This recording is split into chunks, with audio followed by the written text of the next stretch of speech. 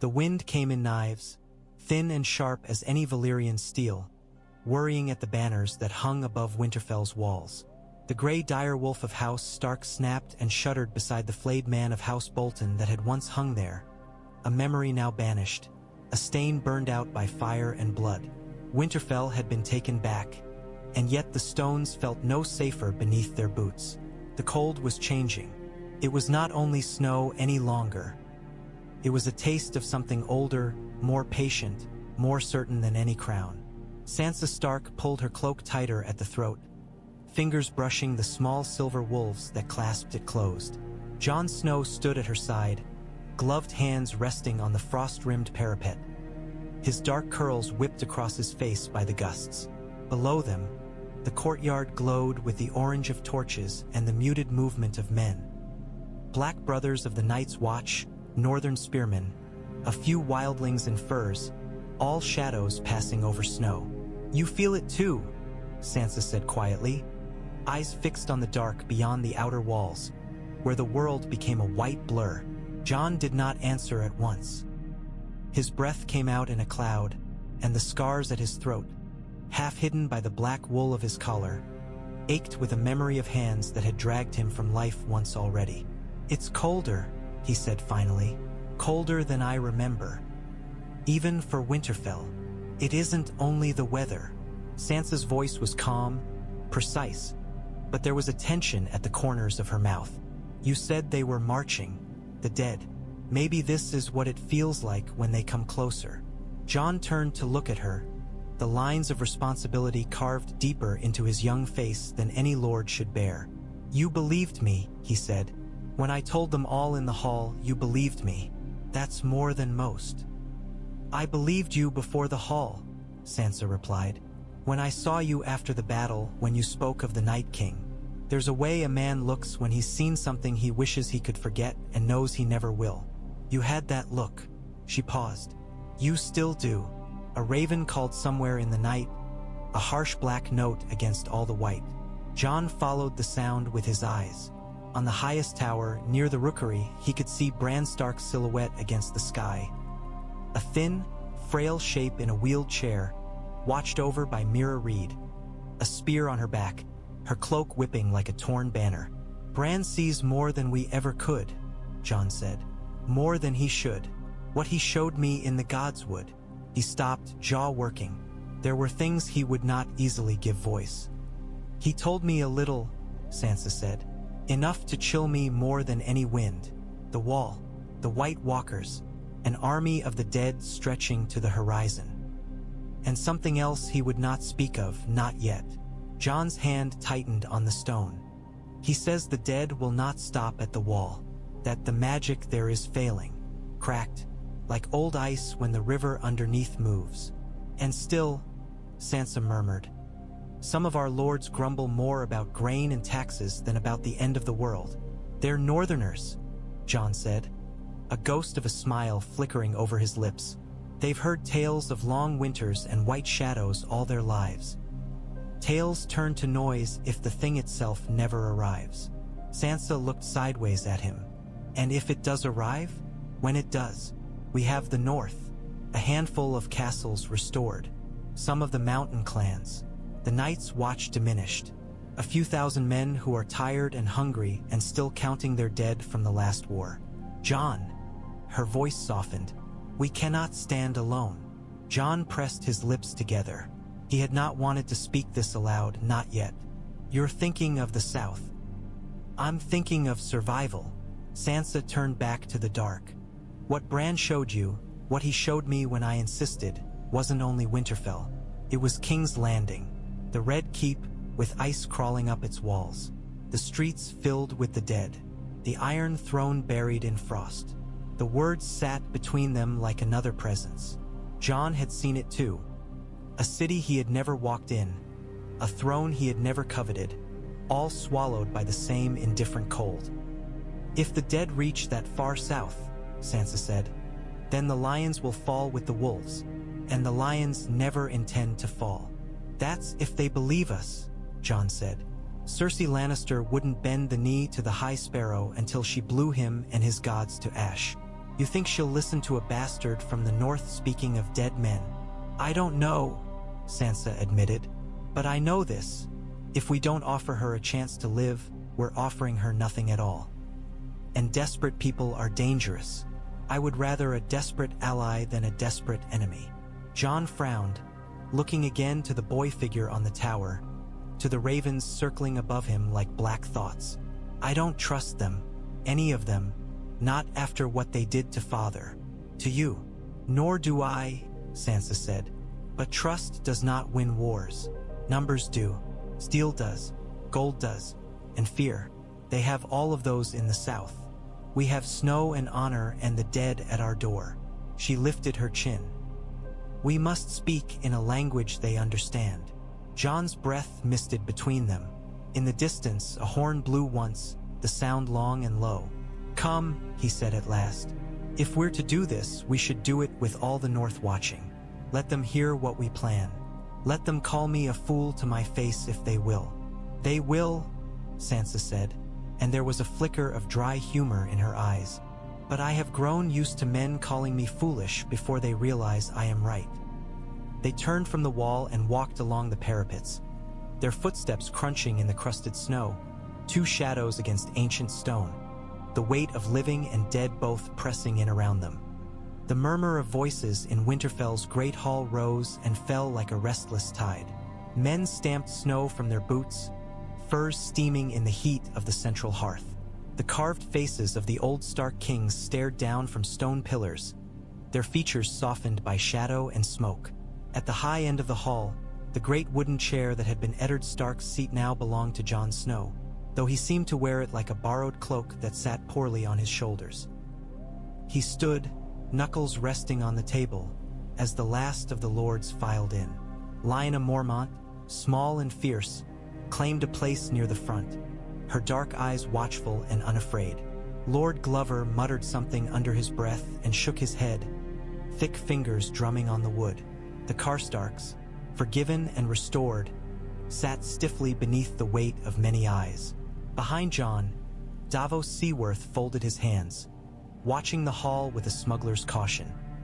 Sansa Stark sat to Jon's right, her posture straight, her hair pinned in an intricate northern braid. Her gown was stark gray and Tully blue stitched together, the two rivers meeting beneath a direwolf's head. To Jon's left, a place had been cleared for Bran Stark. His chair had been drawn up beside the table, and Mira Reed stood as sentinel at his back, spear resting against her shoulder. Bran's gaze was unfocused, distant, as though he watched something only he could see.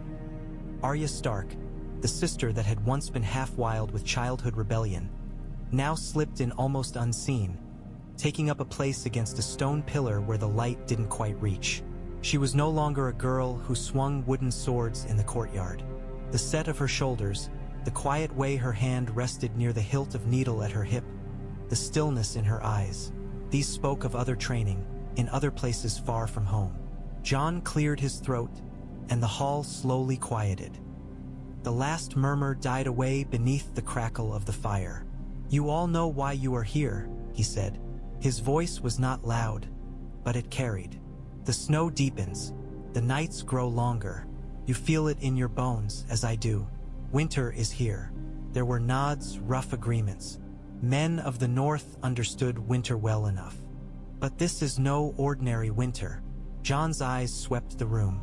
I've told you before, and I'll tell you again until you believe me. I have seen the army of the dead. At Hardhome. At the Wall. I have faced the Night King himself. The dead are coming for all of us. Not just for the North. For every living thing. Lord Glover snorted. Aye, you've said as much. We believe you enough to sharpen our swords and stack our wood. But what more can we do than we're already doing? The North remembers, but remembering doesn't turn ghosts to dust. The dead are not ghosts, Jon said flatly. They are corpses with blue eyes that do not tire and do not fear and do not stop. I've seen a giant with a hole through his chest get up and keep fighting. I've seen men cut to pieces who rise again when the walkers will it. Steel won't stop them unless it's Dragonglass. Or Valyrian steel if you're lucky enough to have it. Then let us mine more Dragonglass, Lyanna Mormont said sharply. Let us arm every man, woman, and child. We do not need the South for that. Jon glanced at Sansa. She met his eye once, then rose to her feet, the movement drawing every gaze. We will mine Dragonglass, Sansa said. We will shape it into spear and knife and arrow. We will train everyone who can hold a weapon. But the Night King's army is not a raiding party to be turned aside by a few thousand Northerners, however brave. You doubt our courage, Lady Sansa? Lord Serwyn asked, the offense in his tone half-hearted. I doubt our numbers, Sansa replied coolly, and I doubt their limits. Bran. All eyes shifted to Bran Stark. The boy lifted his head as if waking from a dream. His gaze wandered over the hall, not really seeing the men but something beyond them. I have seen them, Bran said. His voice was thin but carried a strange weight, as though older voices spoke through it. There is no end to them. When one falls, another takes its place. They march in ranks beyond counting. If every sword in the north stood shoulder to shoulder, it would still be a thin line against their tide. And yet we are that line, Lord Glover insisted. For now, Sansa said, but we do not have to be the only one. The murmur grew again, and Jon held up a hand. My sister speaks of an alliance, he said. Not with the Vale that we already have, not with the Riverlands, or with what's left of the Baratheons. She speaks of the south, of King's Landing. The words fell through the hall like an iron weight. Lord Glover's face flushed red. Lyanna Mormont's eyes narrowed. A man from the Ryswell lands spat on the floor. King's Landing? Someone barked. After what they did to your father, to Robb Stark, to the north. There is no House Frye left to bargain with, Lyanna said. You avenged the Red Wedding. Why reach for the hand that fed the same wolves? Because the same lions sit the Iron Throne, Sansa said calmly.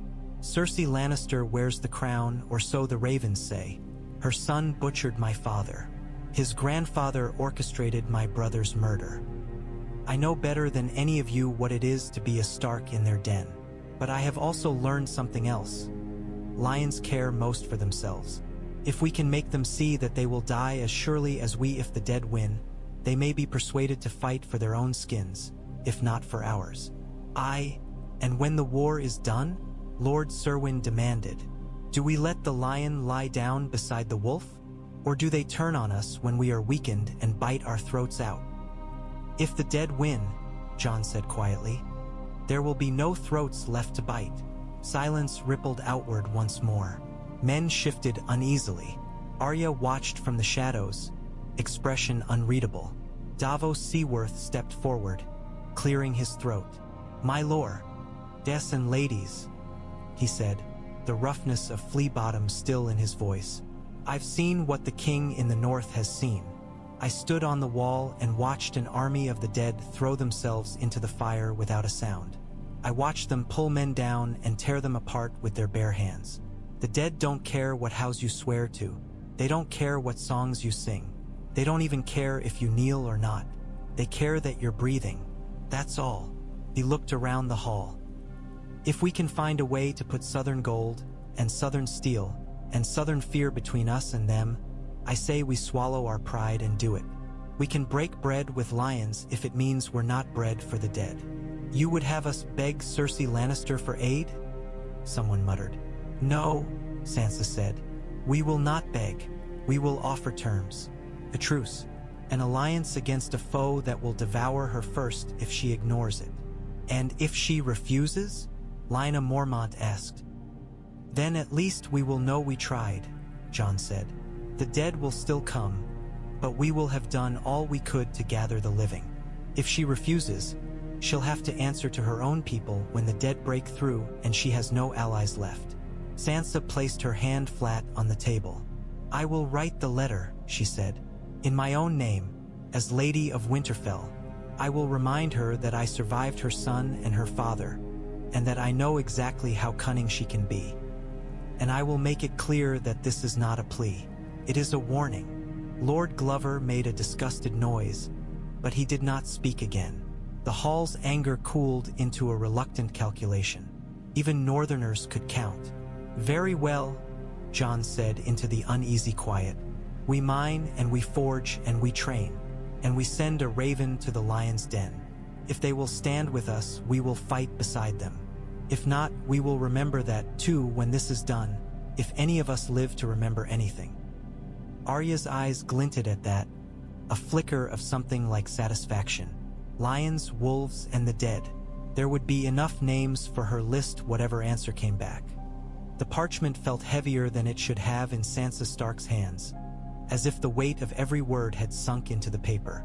She sat at a small table near the rookery's hearth, the air thick with the smell of straw and droppings and the faint oily tang of melted wax. A single candle guttered by her elbow, its weak light fighting the cold that seeped through the stone. She had written the letter herself in her own hand, no maester's quill or careful neutrality. The first lines had come easily enough. To her grace, Cersei of House Lannister, first of her name, Queen of the Undulls and the First Men, Protector of the Seven Kingdoms. The rest had drawn blood, not from her fingers, though the quill had bitten once or twice, but from somewhere deeper that still remembered the taste of Lannister wine and the sound of her father's head hitting the steps. She had written of the North's knowledge of winter, of stories that turned out to be prophecies, of the army of the dead. She had written of Bran Stark's visions without naming the magic that rode in her brother's veins. She had written of necessity, of mutual interest, of the understanding that if King's Landing fell, the North would not be far behind. She had not written of forgiveness. That was a currency she did not intend to spend. At the bottom she had signed, Sansa of House Stark, Lady of Winterfell, acting in concert with Jon Snow, King in the North. Let Cersei see that, she thought. Let her see a bastard boy elevated by battlefield acclamation and a girl she thought broken sitting a lord's chair. It would sting. Perhaps that sting would goad her to respond. She dripped wax onto the parchment, then pressed the twin seals she had chosen for this. Grey direwolf and a borrowed lion stamped in red. The maester had raised an eyebrow at that, but she had insisted. This was a letter that spoke in two languages at once. Beneath the rafters, ravens shifted and croaked, restless at the scent of cold air slithering under the door. Sansa stood and crossed to the nearest perch, where a large, black-eyed bird stared at her with eerily intelligent calm. She tied the ribbon around its leg, fingers steady. "Fly fast," she murmured, "and do not fall." The bird snapped at her hand, either in irritation or in some rough acknowledgement, then launched itself away in a flurry of wings. The rookery doors were flung open, and the raven vanished into the white beyond, dark against the storm. For 3 days afterward, Winterfell felt like a held breath. Men trained in the yard, steel ringing on steel, boots thudding on packed snow. Gendry, brought north among the Brotherhood and the Wildlings, hammered Dragonglass into crude but deadly shapes in a makeshift forge, his face streaked with soot and sweat. Davos Seaworth moved from cluster to cluster of men, coaxing them, cajoling them, teaching them through gritted teeth that fear could be sharpened into focus. In the Godswood, Jon Snow sparred with a pair of men wielding spears tipped in black glass. He moved through them with grim efficiency, ghost padding at the edge of the clearing like a pale shadow. When he paused, leaning on Longclaw, his breath steaming, Arya appeared at his side, as if she had stepped out of the heart tree itself. "You're waiting for an answer that will not bring you joy," she said. "You can tell that by my swordplay?" he puffed. "I can tell that because you keep looking north after every swing," Arya said. "Like the raven might come flapping out of the snow with a crown in its beak." Jon huffed a laugh. "If a raven ever brings me a crown, I'll cut its head off and send it back." "See that you do," Arya said. "You were never made for crowns. You were made for swords." "And what were you made for?" Jon asked more gently. Arya's gaze flicked to the men in the yard, to Sansa crossing the courtyard below with the maester at her side, to Bran watching from an upper window. "For this," she said softly. "For what's coming. I've been training for it longer than you know." He didn't ask how. There were shadows in her eyes that reminded him of the haunted expressions he'd seen at the wall, in men who had looked too long into the wilderness and found something staring back. On the fourth morning, as the sky bruised from black to bitter blue, the cry came from the rookery. A raven circled, then dropped onto the maester's arm, feathers dusted with frost. Carried no crest, no token, only a scroll, bound tight, the wax seal gleaming a deep, familiar red. Sansa reached it before Jon did. Her fingers trembled only a little as she broke the seal. The characters were small, precise, written in a hand she recognized from invitations to feasts and cruel little notes left on her plate in the early days at King's Landing. Lady Stark, the letter began. The words blurred for a heartbeat, then sharpened again as she forced herself to read. King's Landing still smelled of smoke. It had been moons since the September of Baelor had gone up in green fire, but the scent of char lingered in the city's bones. Ash had found its way into cracks in the cobbles, into the mortar of the walls, into the hidden spaces where rats whispered and men with nothing left to lose spat curses at the Red Keep. The plume of wildfire had scorched more than stone. It had burned away any illusion that the capital was untouchable.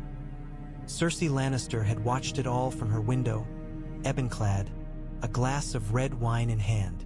She had watched the High Sparrow and Marjorie Tyrell and half the noble vermin of King's Landing vanish in an emerald blossom. For a moment, as the bells crashed to the ground like knuckles, she'd felt something close to relief. The game was simpler without so many pieces cluttering the board. Now she sat at the head of the small council table, though there was little council left. No Tywin, no Kevin, no Mace Tyrell with his bluster, no Pycelle snoring into his beard. Only Qyburn with his quiet, oily smile, a few lesser lords, a smattering of nervous functionaries. Jaime Lannister stood at her shoulder, one hand resting on the pommel of his sword, the other, golden and inflexible, glinting in the candlelight. The piece of parchment before her was creased from travel, the edges roughened by ice and wind. A smear of gray wax and a smear of red marked the seal that had once held it closed. "I almost had it thrown into the fire," Cersei said, swirling her wine thoughtfully. "Winterfell, Starks, dead men and winter. How many times have we heard tales of such things, brother?" "Fewer than we've heard of your enemies," Jaime said mildly. "And yet you never throw those letters into the fire." Cersei's gaze flicked up, sharp. For a heartbeat, Jaime saw the girl she had been at Casterly Rock, fiercely intelligent, hungry for power, certain she could bend the world to her will. Then it was gone, replaced by the woman who had put on a crown made of thorns and called it gold. "They insult us," she said, tapping the parchment. "They style him king in the north and call her Lady of Winterfell, as though we had no say in the matter, as though the north were not ours to command. As though my son did not die in part because Ned Stark could not hold his tongue." Jaime said nothing. The mention of Tommen's fall was a knife best left sheathed. Qyburn cleared his throat softly. "If I may, your grace," he murmured. The letter's tone is direct, but not disrespectful. "Lady Sansa Stark acknowledges your sovereignty. She does not challenge it. She acknowledges it because she wants something," Cersei snapped. "They always do." Jaime let his eyes rest on the parchment. "They want to live," he said. "We all do." Cersei snorted. "You're starting to sound like father." "Father is dead," Jaime replied, not without bitterness. But he knew the value of allies, even inconvenient ones. Cersei set her cup down more sharply than necessary. "These are not allies. They are traitors who declared independence the moment Robb Stark strapped a sword to his hip. They are murderers who killed our men in the Riverlands. They are children who think winter is a fairy tale until it bites them." "So you don't believe what they say about the dead?" Jaime said. Cersei hesitated, and in that hesitation Jaime caught a flicker of something.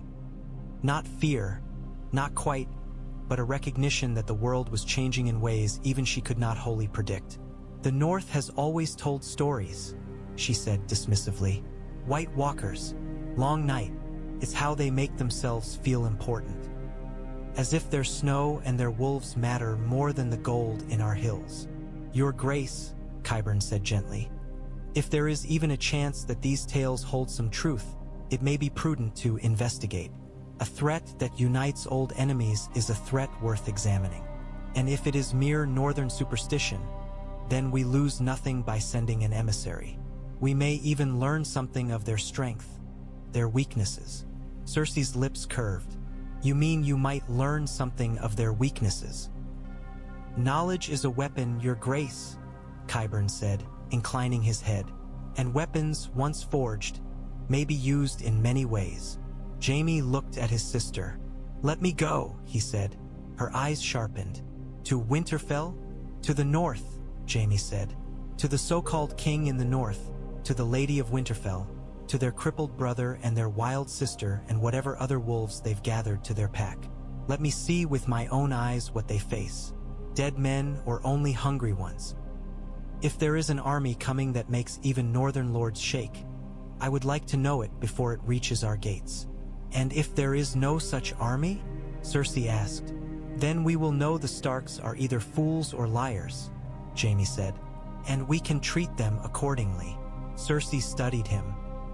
He wondered what she saw, the Kingslayer, still stinking of a dead king's madness, the twin who had once been an extension of her own will, or the man who had turned his horse northward more than once now, as though something beyond her had begun to call him. You would leave me, she said. For a time, Jaime replied. Not for good. Everyone leaves, Cersei murmured. Father, Tyrion, Tommen, even Joffrey in his way. Her gaze frosted. And you went to Riverrun when I commanded it.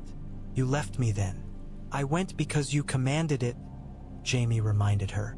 And I returned when I was done. Qyburn watched them, head tilted, like a man observing a pair of caged lions debating whether to gnaw each other's tails off. This could be an opportunity, Your Grace, he said quietly.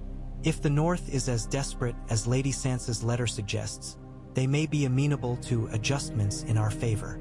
Trade, tribute, hostages. Cersei's gaze warmed slightly at that last word. Hostages, she mused. Yes, the North has taken enough from us. Perhaps it is time we kept something of theirs close to hand. Jaime's jaw tightened. We're not talking about hostages. We're talking about a truce, an alliance. If the dead are real, Cersei cut in, they can march on Winterfell first. Let them gnaw on wolves' bones while we watch from behind our walls. You can't hold King's Landing alone against an endless army, Jaime said, sharper now. Not without grain from the Reach or gold from the Rock, or ships that haven't already burned. We're strong, Cersei, but we're not invincible. She smiled, thin and brittle. I have been told I am many things. Invincible is not one of them, but I am queen, and I decide which enemies we face and when. A long silence stretched between them. Finally, she reached for the parchment again, eyes raking over the lines Sansa Stark had written. Very well, she said almost lazily. We will answer the wolf. We will say that the crown takes all threats to the realm seriously, that we will consider a truce, if certain conditions are met. What conditions? Jaime asked warily. Cersei met his gaze. Her eyes were like pieces of polished amber, beautiful and hard. If they want an alliance, they will have to remind the realm who holds the power, she said. Send them our boldest lion. Send them the man who killed their mad king, who commanded their father's executioners, who has bathed in as much northern blood as any Lannister ever has. Her smile sharpened. If the Starks wish to live, they must first learn to sup with the Kingslayer. The city hummed beneath the stars, the clatter of carts on cobblestones, the murmur of 1,000 conversations, the distant shriek of some alleyway quarrel. All of it rose up to the red keep like the sound of a restless sea. Jaime Lannister stood in the lower courtyard, the air cool and damp, the smell of horse and leather strong in his nostrils. His armor, polished, caught the torchlight in dull gold flashes. He had chosen to wear it despite the weight. Let the North see exactly who had come to their door. The lion on his breastplate snarled, its ruby eyes glinting. Over it, he wore a heavy cloak, fur-lined, a concession to the cold that waited beyond the neck. Podrick Payne fussed with the straps on a second horse's saddle, his ears pink in the chill. The boy had grown into his shoulders, and there was a steadiness to his hands that hadn't been there when Jaime had first taken him from Brienne of Tarth's side. Loyalty, Jaime thought, was a strange coin. It changed hands but never quite lost its shape. "Are you sure you want to come?" Jaime asked. Podrick glanced up, startled. "Sir? Of course. I mean, if you'll have me, I've never seen the Wall, or the North, and if what they say is true about the dead." He trailed off, throat working. "If what they say is true," Jaime said quietly, "then no one will be safe. Not here, not there." He rested his golden hand on the horse's flank, feeling nothing. "You can stay. No one will call you a coward." Podrick shook his head, jaw set. "I knighted you once, remember?" he said, a shy flicker of humor in his eyes. "Or watched her do it, at least. Sir Jaime Lannister. A knight goes where he's needed." Jaime felt the corner of his mouth twitch. "She'd cuff your ear for talking like that," he said. "Brienne, I mean." A warmth that had nothing to do with the torches spread through his chest at the thought of Brienne of Tarth. He wondered briefly where she was. Last he had heard, she'd been riding under a Stark banner, oath-bound to protect Sansa Stark. The idea that he might see her in Winterfell was both comfort and complication. Above them, a window burned brighter for a moment. Jaime looked up. A figure moved behind the glass, a suggestion of dark hair and the flare of candlelight. Cersei Lannister had not come down to see him off. She had kissed him once in the privacy of her chambers, a kiss that tasted of wine and possessiveness, and told him to return with good news or not at all. "I will hold the city," she had said. "You bring me the truth, or you bring me reason to burn the North to the ground." He had not promised her either, only that he would go. Now he swung into the saddle, the movement familiar despite the phantom ache of fingers that were no longer there. The horse shifted beneath him, muscles bunching. Podrick mounted his own horse and fell in beside him. The gates of the Red Keep creaked open. Beyond them, the streets of King's Landing wound down toward the city gates, a river of stone and shadow. Somewhere down there, people were drinking, laughing, cursing, dying, marrying, conspiring, living in all the stupid, stubborn ways people did. They had no idea that somewhere far to the north, the dead were beginning to move. Jaime nudged his horse forward. The guards on the gate straightened, saluted. The Lion of Lannister rode out into the night, leaving behind a city that had long since learned to live under the threat of fire, and heading toward a land that waited under the shadow of ice. As they passed through the city gates, a beggar woman spat in Jaime's direction. The gob of phlegm fell short, splattering on the cobbles. "Kingslayer," she hissed. Jaime did not look at her. He had worn that name for half his life. It fit as well as the sword at his hip. Perhaps, he thought, if he was very lucky, the North would give him another. Or perhaps the dead would give him none at all. They rode through the dark, following the Kingsroad north. The night pressed in close, but the stars were clear above, cold pinpricks in an endless black. The Kingsroad had known too much blood these past years. Jaime Lannister saw it in the blackened husks of farmhouses, in the charred stumps where orchards once bloomed, in the way villagers watched their small column from the shelter of half-collapsed walls with the wary eyes of beaten dogs. If they recognized the lion on his breast, they did not cheer for it. Some muttered as they passed. Others turned away. Once, in a village near Harrenhal, a boy of no more than 12 picked up a stone and weighed it in his palm, eyes fixed on Jaime with a hatred too large for his thin face. An older man, father or uncle perhaps, caught the boy's wrist and shook his head, fear stronger than rage. "War does this," Podrick said quietly, after they had passed out of earshot. "Men do this," Jaime corrected, though he did not spare himself from the accusation. "Men like me, and your late king in the north, and my late nephew, and half the lords in Westeros. They made good time. Cersei had not sent a great host with him, only a score of guards in Lannister colors and a single wagon laden with provisions, gifts, and more than a few carefully chosen casks of wine. Enough to show the North that the Crown's envoy did not come empty-handed. Not enough to be mistaken for an invading force. By day they rode. By night, they camped in the lee of crumbling stone walls or in the remnants of old inns whose owners had fled or died.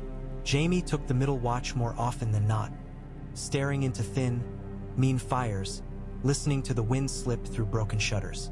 Once, he woke with his hand on his sword, heart pounding, certain he had heard the rattle of armor amid the trees, only to find nothing there but a fox slinking through the dead leaves. Still, the northward cold crept into him. It was not the damp chill of Blackwater Bay, nor the lazy winter of the Westerlands, but a steady sinking of temperature that made his breath smoke by midday and turned the mud at the roadside to iron. The further they went, the less green they saw. Fields lay fallow, the earth beneath them hard as old bone. They passed the twins in wary silence. The towers that had once belonged to House Frey now flew the direwolf banner. Jaime wondered if the ghosts of the Red Wedding prowled the halls at night, whispering of knives in the dark and music turning to screams. "Do you think they'll let us cross if we have to come back this way?" Podrick asked. "If we come back this way," Jaime said, "the world will be a different place, or we'll be dead." They did not linger. The river was crossed, the road pressed on. Somewhere beyond, the neck narrowed the continent to a strangled passage of bog and water, and beyond that, the true north waited white and vast. One evening, as the light bled out of the sky and they made camp beneath a leafless tree, one of the scouts returned, face pale, eyes wide. "There's a village ahead," he said, "or what's left of one. Everyone's dead." Jaime did not bother to ask if it was bandits or plague. He mounted and rode at once.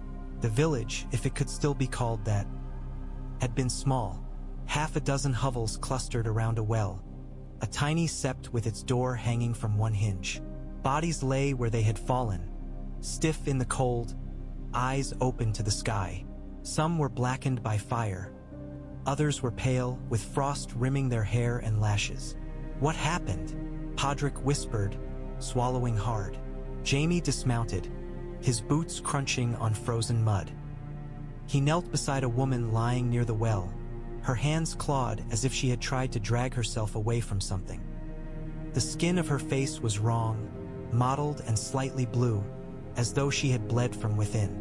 "No arrows," Jaime said. "No swords. No ropes. Plague, then," one of the guards muttered, drawing back. Jaime's gaze shifted to a set of tracks in the dirt, deep, heavy impressions that did not match the horses or men in his party. They were too large, too far apart. "Perhaps," he said, but the hairs on the back of his neck stirred. "They burned the bodies anyway." Jaime insisted on it. The guards muttered at the delay and the risk of attracting unwanted attention, but they obeyed. The flames crackled and roared, sparks shooting up into the dark. The smell was terrible, but Jaime breathed it in until his eyes watered. Better this than leaving the dead to rot. As he watched the fire, he thought of the stories he had heard as a boy. Old Nan's tales, told secondhand, of blue-eyed corpses and a winter without end. He had laughed at them then, nestled in warm furs at Casterly Rock. Now he was not so sure. The horns blew long and low, the sound carrying over the snow-packed courtyards and up to the ramparts where Jon Snow stood. He felt the note shiver through his bones. Beside him, Sansa Stark narrowed her eyes, peering toward the distant line where road met horizon. "Riders," a guard called from a higher watchtower. "Red cloaks. Gold." The words rolled through the castle like a sudden gust. Men straightened, hands going to sword hilts and spear shafts. The mutter of voices rose and fell. A few, muttering curses, spat over the wall. "Hold," Jon called. "No one draws steel unless I say." Davos Seaworth, standing at his shoulder, nodded. "I let them come in with their skins intact. Harder to talk to men without their heads." Sansa said nothing, but her fingers dug into the stone. Arya Stark stood a little apart, hood up, only the pale triangle of her face visible. Brienne of Tarth loomed behind Sansa, an armored wall in her own right, her hand resting lightly on the pommel of her sword. "They came," Sansa murmured. "You sound surprised," Jon said. "I sound relieved," she corrected. "It's easier to plan for a lion you can see." The riders drew nearer. Their banners fluttered limp in the still air. A crimson field, a golden lion rearing. The colors looked wrong against the white. Too bright, too alive. Jaime Lannister rode at the head, his armor dulled by travel but still unmistakably rich. His golden hand caught the faint light, casting cold reflections. Behind him, a handful of guards in Lannister red rode with stiff-backed wariness. As they approached the open gates, Jon saw Jaime's gaze lift to the walls. Their eyes met for a heartbeat across the distance. Jon saw the lines at the corners of the older man's eyes, the weight of battles and betrayals and years spent carrying a name like a brand. "Open the gate," Jon said. The great wooden doors creaked inward. The Lannister party rode through, hoofs clopping on stone, breath steaming. The Northerners in the yard had gone very still. Hands hovered near weapons, but none drew steel. Not yet. The only sound was the crackle of torches and the distant clank of a blacksmith's hammer. Jaime Lannister dismounted in the center of the courtyard. He removed his helmet, tucking it under his arm, and turned slowly, taking in the stone, the banners, the faces. Winterfell, he thought. He had never ridden so far north before. The air tasted different here, thinner, sharper. The castle walls were squat and thick, built for endurance rather than show. This was no red keep, all grace and treachery. This was a fortress that intended to outlast ages. Jon descended the steps from the keep, Sansa at his side, Davos and Brienne a half-step behind, with Arya gliding silent as a shadow at the rear. Ghost padded along the edge of the group, red eyes fixed on the newcomers. The Northerners watched with narrowed eyes. Somewhere in the crowd, someone hissed, "Kingslayer." Under their breath, Jaime heard it. He always did. "Lord Snow?" he said as Jon came to a halt before him. "King in the north." A voice snapped from the crowd. Lyanna Mormont, her small form bristling with outrage. Jon glanced at her once, then back at Jaime. "Jon Snow is enough," he said evenly. "You came a long way, Sir Jaime." "I did," Jaime replied.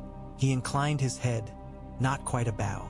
"At the behest of Queen Cersei, in answer to your letter." Sansa stepped forward. "My letter," she corrected. Jaime turned to her. For a moment, he saw not the girl who had trembled in King's Landing, who had clutched a doll while men discussed war above her head, but a woman standing straight-backed in a gray cloak, her eyes clear and cold as the north itself. "Lady Sansa," he said, "Winterfell suits you. King's Landing did not," she replied. "You'll forgive me if I don't offer you a tour of our dungeons." A flicker of something, amusement, regret, touched his mouth. "I did not come to trade jests." "No?" Arya's voice slipped between them, soft and sharp. "That's a pity. I had a few prepared." Jaime's gaze flicked to her. "Arya Stark," he said slowly, "we heard you were dead." "Many people who wish me harm have heard that," Arya said. "It's useful." Davos coughed. "Perhaps we might continue this indoors," he suggested, looking up at the sky. "The cold sharpens tongues, I've always found." Jon nodded. "Come," he said to Jaime. "We have much to discuss." "And weapons to inspect," Brienne added, her blue eyes fixed on Jaime with an intensity that made Podrick, hovering at his side, swallow nervously. "Lady Brienne," Jaime said, and for the first time a genuine smile touched his face. "I had hoped you were well." "Well enough," she replied. "Your Grace." She nodded to Sansa, whose mouth softened briefly. As they turned toward the keep, Ghost padded closer to Jaime, sniffing the air around him. The direwolf's hackles rose, then settled. Jaime resisted the urge to flinch. He had the sudden, absurd thought that the beast was weighing his soul and finding it wanting. Behind them, The Lannister guards shifted uneasily under the weight of 100 northern stairs. Above, on the walls, men kept their hands on bowstrings and their eyes on the courtyard below. Winterfell had let the lion in, but no one had yet decided whether it would sleep beside the hearth or beneath the snow. The great hall felt smaller at night. The shadows from the hearth stretched long and twisting, making the carved faces of old Starks seem to move if one looked at them too long.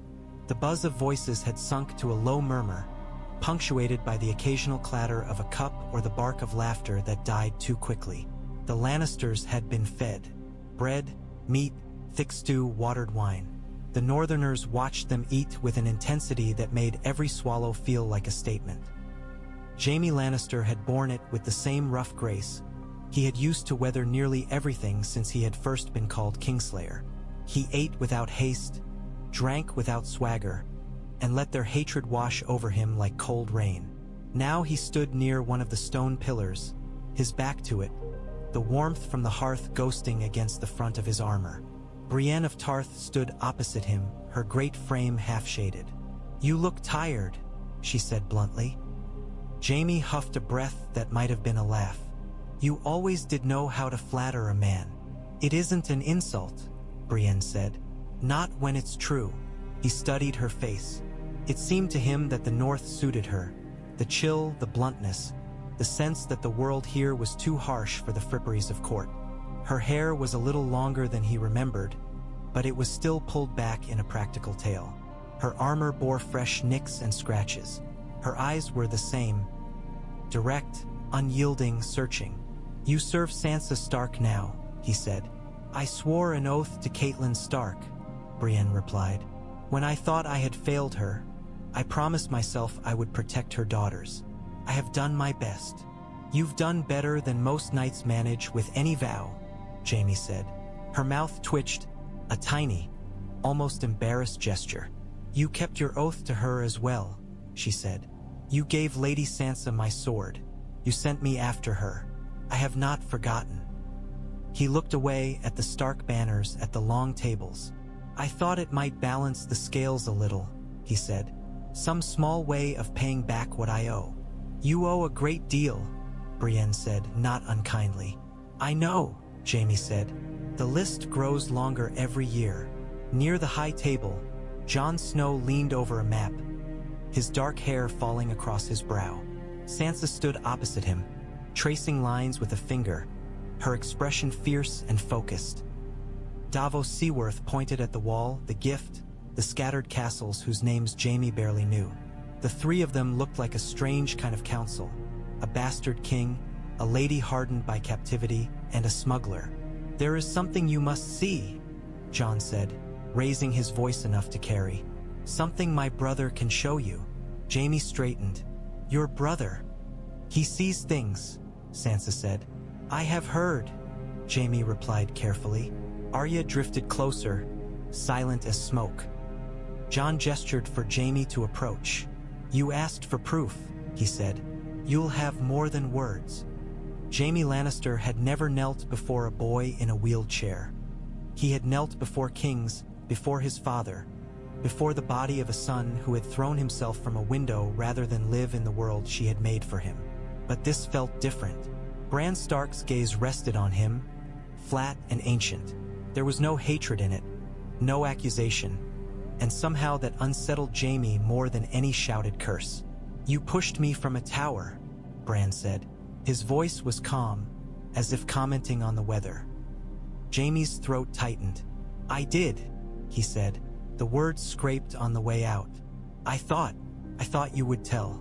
What you saw." "What I saw," Bran echoed. For a heartbeat, the flicker of the hearth seemed to dim. "I saw you and my sister in a way children should not see grown people. I saw fear in your eyes. And then I saw the sky." Sansa's fingers curled into fists at her sides. Arya's jaw clenched. Brienne looked as though someone had struck her across the face. "If we are to speak of oaths," Bran continued, "this is where yours began to fray. You swore to protect the realm, and you chose instead to protect your secret. You pushed me, and in that moment you broke something in yourself you had not yet named." Jaime swallowed. His hand, his real hand, ached around the hilt of his sword. "I know what I did," he said. "I've lived with it every day since. If you mean to have my head for it, say so. Let us be done." Bran tilted his head slightly, as though listening to a conversation happening in another room. "If I wanted your head, Sir Jaime," he said, "you wouldn't have made it past the gate." Jon shifted. "Bran." Bran raised a hand and Jon fell silent. "The three-eyed raven is not a lord," Bran said. "He judges as the trees judge. Time is not a straight road to him. It's a forest. I can see where you began, and where you end, and all the paths you might have taken." Jaime felt something in the air change, an electric stillness. Bran's eyes clouded, going pale, the pupils swallowed by a milky white that reflected the fire strangely. For an instant, Jaime smelled snow, though he still stood in the warm hall. He heard the creak of ice. He saw himself younger, standing in bright armor before a throne of swords, his own sword slick with the blood of a mad king. He saw wildfire, barrels of it, stacked beneath the city. He saw Cersei's face, years later, as green flames bloomed around the September. He saw himself pushing a boy from a tower. He saw himself leaping into a bear pit. He saw himself riding through snow beside a woman in blue armor. He saw himself standing on a field of white, facing a man with eyes like cold fire. He gasped. The images came too fast to grab hold of. They left behind only the sense of something immense and implacable bearing down. "The dead are not a story," Bran said, his eyes still white. "They are marching even now. I have seen them at the Fist of the First Men at Hardhome at Eastwatch. I have seen the wall crack. I have seen King's Landing buried in ice. I have seen lions frozen where they stand, their mouths open in silent roars." The hall felt colder. The breath of those nearest him came out in thin white plumes. Jaime's heart pounded. He wanted to look away, but the boy's gaze held him. "I have seen you there," Bran said softly. "On the field the old songs call the trident. Not green, but white. Your golden hand cracked with frost. Your sword red with blood that does not steam." Jaime's mouth went dry. "And what do I do?" he whispered. "In these visions of yours? Do I run? Do I die?" Bran blinked once, twice. His eyes darkened, the white receding, the hearth's light returning to their depths. "You stand," he said. Jaime released a breath he had not realized he was holding. It left him shaky, unsteady. He looked around, seeking something solid to anchor himself. He found Brienne of Tarth's eyes. There was fear there, but also a kind of fierce pride. "You see why we wrote to your queen," Jon said quietly. "This isn't a war we can win alone. The North cannot face this and live, no matter how much we remember." Jaime nodded slowly. "I see," he said. His voice sounded hoarse to his own ears. "Words on parchment are one thing. This is another." "You believe us," Sansa said. It was not a question. "I would be a greater fool than anyone ever took me for if I didn't," Jaime said. "I don't know what it is your brother carries in his head, but I know the look of a man who has seen too much. I've seen it in my own reflection often enough." Davos stepped closer. "Then will you stand with us?" he asked. "Will your sister?" Jaime hesitated. Bran's words hung between them like frost. "I will stand with you," he said. "I will ride north if need be. I will put my sword in the dead if that's what it takes." He tasted iron on his tongue. "As for my sister, Cersei Lannister will not be persuaded by visions alone. She will want terms." "Of course she will," Sansa said. "She is a lion. She will come if we make it costly not to." The door to the hall creaked open again, letting in a gust of cold that made the torches flutter. A small figure stepped through, stamping snow from his boots, cloak heavy with frost. For a heartbeat, Jon Snow thought it was some servant come late to tend the fire. Then the man pushed back his hood, and the room seemed to draw a collective breath. "Tyrion Lannister," Sansa said. The name left her lips shaped by surprise and something like relief. He inclined his head, eyes flicking from her to Jon. to Arya in the shadows, to Bran at the hearth, to Jaime standing still as if carved in stone. "Lady Sansa," he said, "King in the North, little sister Stark, three-eyed raven. It's good to see that your family's habit of defying probability continues." Davos Seaworth squinted at him. "And who might you be?" "An old friend," Sansa said before Tyrion could answer. She stepped forward. "I did not think you would ever return to a place that flies my father's banner." "Nor did I," Tyrion said dryly. "But the world keeps finding new ways to surprise me. You look well." "So do you," she replied, and it was almost true.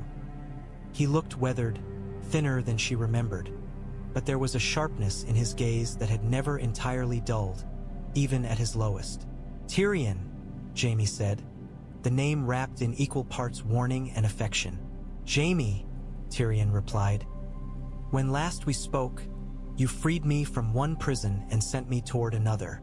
I see you found your way into a cage of snow and northern glowers this time." "You came from Dragonstone?"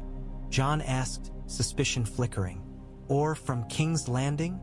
"From neither," Tyrion said. "From a ship that touched at White Harbor after leaving many ports. I've been migrating like an old, disgruntled bird. Varys sent word that I might be of use here."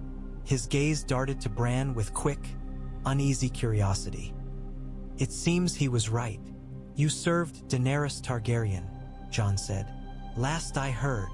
"I did," Tyrion answered. "And then the world changed faster than any of us could predict. Dragons have a way of upsetting the board. But this," he gestured to the map spread on the table, to the blue carved figures that represented the dead. "This upsets more than politics. This upsets the living." "You're here to speak for Cersei?" Sansa asked. Tyrion smiled without mirth. "Seven hells, no. Cersei Lannister would sooner have my tongue nailed to the Red Keep's gate than let me speak for her. I'm here to speak for sense, wherever it can be found." He approached the table. The map showed the north in grim detail, the wall, the scattered castles, the long stretch of the Kingsroad, the place where the neck choked the land. Small carved wolves marked northern forces. A few carved lions, newly placed, stood near Winterfell. Beyond the wall, the blue figures crowded thick as ants. "We have Dragonglass," Jon said. "We have men, though not enough. What we don't have is time. Or southern steel. Or southern gold. Your brother says your queen might trade those for considerations." "Of course she will," Tyrion said. "My sister would trade her own heartbeat if she thought it would give her half a day's advantage over death.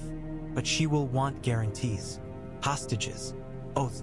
Proof that when this is over, the North will not rise against her the moment the last corpse falls." "The North will not kneel easily," Sansa said. "Nor should it," Tyrion replied. "You have spilled too much blood for your freedom to simply hand it back for a few wagons of grain. But freedom means little if everyone is dead." Jon's eyes were like storm clouds. "What do you suggest?" Tyrion picked up one of the lion tokens, turning it between his fingers. "A marriage," he said. "That's the currency Westeros understands best. A public, binding union that says to the realm. The wolf and the lion share the same den now." Silence crashed into the hall. Arya's eyes narrowed. Jaime stiffened. Sansa's face went very still. "Between whom?" she asked. Her voice was carefully even. Tyrion looked at her. "Once your father promised you to Joffrey Baratheon," he said. "Then you were given to me as a punishment. I took no pleasure in it then. I would take none in it now, if this were only another chain." "This is madness," Arya hissed. "Is it?" Tyrion asked softly. "Or is it the only language the South will heed? A Stark queen of the North, a Lannister queen in the South, and a bond between them that cannot be dismissed as rumor or convenience.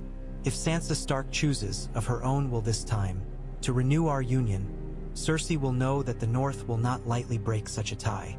And the North will know that if Cersei betrays us after the war, she betrays her own blood by marriage." Jon's jaw clenched. "You speak of my sister like a piece to be placed on a board." "I speak of myself as a piece as well," Tyrion said. Do not mistake me. I am offering my hand, not her head. Sansa Stark is no child now. If she spits in my face and sends me back south wrapped in wolf pelts, I will go. But if she chooses otherwise, the symbol will resonate from Dorne to the Dreadfort. Sansa felt every eye on her. She remembered the first wedding, the way her hands had trembled, the way Joffrey's laughter had echoed in her skull. She remembered the second, in the Godswood of Winterfell, with Ramsay Bolton's hand clamping down on hers like an iron shackle. She remembered screaming into the cold and having no one to hear. She looked at Tyrion, at the man who had once offered her a kindness in a world that knew little of the word. At the man who had killed his father, who had fled across the sea, who had allied with dragons. I will not be sold again, she said. Tyrion's gaze did not waver. Nor will I, he said. This is not a sale. It is an investment in survival. And this time, every word of the contract will be written by you. Jon leaned on the table, knuckles white. And if we refuse? Tyrion sighed. Then I will still sta. And here, he said simply. I will still help you plan a war that most men cannot imagine. I have no love for my sister's crown. But without such a gesture, Cersei Lannister will not send the forces you need. She will hoard them, hoping to outlast whatever comes. And she will fail. And we will all die. Jaime's eyes met Sansa's across the table. There was no love there, but there was understanding. He's right about one thing, Jaime said. Cersei will only yield to something that cuts her pride deep enough to bleed. A marriage between the North and a Lannister she despises would do that. Sansa exhaled slowly. She could feel the old fear coiling in her. But there was something else now, layered over it. Steel, forged slowly in the fires she had endured. I will not give you my answer tonight, she said to Tyrion. Nor tomorrow. I will think on it. And while I think, we will plan. For the dead. For how many men we can muster, and how many you can bring, and where we will stand when the storm falls on us. Tyrion bowed his head, relief flickering across his face. That is all I ask, he said. Jon looked at the map again. The carved wolves and lions crowded together now, their wooden faces turned toward the line of blue beyond the wall. The dead are coming, Jon said, whether we drink to alliances or not, whether we marry or not, whether we remember or forget. When they cross the river, they won't care whose banner flies above us. He moved one of the carved wolves until it touched a lion. Wood knocked softly against wood. Then let them see something they never expected, he said. Let them see wolves and lions side by side, teeth bared, standing in their way. The fire snapped, sending up a shower of sparks. Outside, the wind howled against the stone, as if trying to find a way in. Dawn came late to Winterfell now. The light that seeped past the clouds and the frost-furred window panes was thin and reluctant, as if the sun itself was unsure whether it wished to climb above the horizon. Sansa Stark sat on the wide stone ledge beneath her chamber window, one knee drawn up beneath her chin, cloak folded tight around her. Her breath fogged the glass in brief, ghostly circles. Outside, the courtyard was already alive with movement. Jon Snow had the men up early, as he always did, his voice carrying faintly through the half-iced glass when he shouted a correction or a command. From this height, the figures below were small, black and brown and gray dots shifting through ordered drills, but she knew the shapes well enough to put names to the movements. Davos Seaworth with his stiff, careful gait, Lyanna Mormont like a fierce little storm, Gendry's blacksmith arm swinging a dragonglass-headed hammer against a practice dummy. The letter lay on the small table by her bed, its parchment still crisp, the wax seal untouched. Tyrion Lannister had sent it up with a servant late the previous night, after the hall had emptied and Bran Stark's visions had left everyone colder than the winter. Sansa had not opened it, not because she feared what it might contain. She already knew in broad strokes, but because opening it would make the thoughts in her head harder to pretend were not there. Marriage. Again. Once, she had dreamed of it in secret, imagining herself as a queen on some southern throne, her husband handsome and kind. Then she had stood beside Joffrey Baratheon with her heart pounding and realized that queens bled like anyone else, and that kindness was a rarer coin than gold. Later, she had been given to Tyrion Lannister like a piece on a Syvas board, a pawn wed to a disgraced knight for the amusement of a boy king. After that, Ramsay Bolton. Her fingers curled around the edge of the cloak. The memory of Winterfell snow had been her only witness then. She had sworn afterward, in one of the few moments alone she'd been granted, that she would never again be bound to anyone without her consent freely given. And now the world asked her to break that promise in order to keep so many others. She rose at last, crossing to the table. Her bare feet touched the cold flagged floor, sending a little shiver up her spine. She took the letter and broke the seal with her thumb.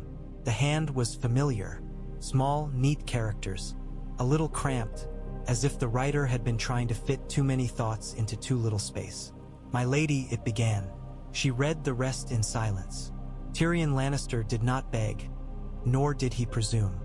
He laid out the proposal as plainly as a contract, but without the chill of one.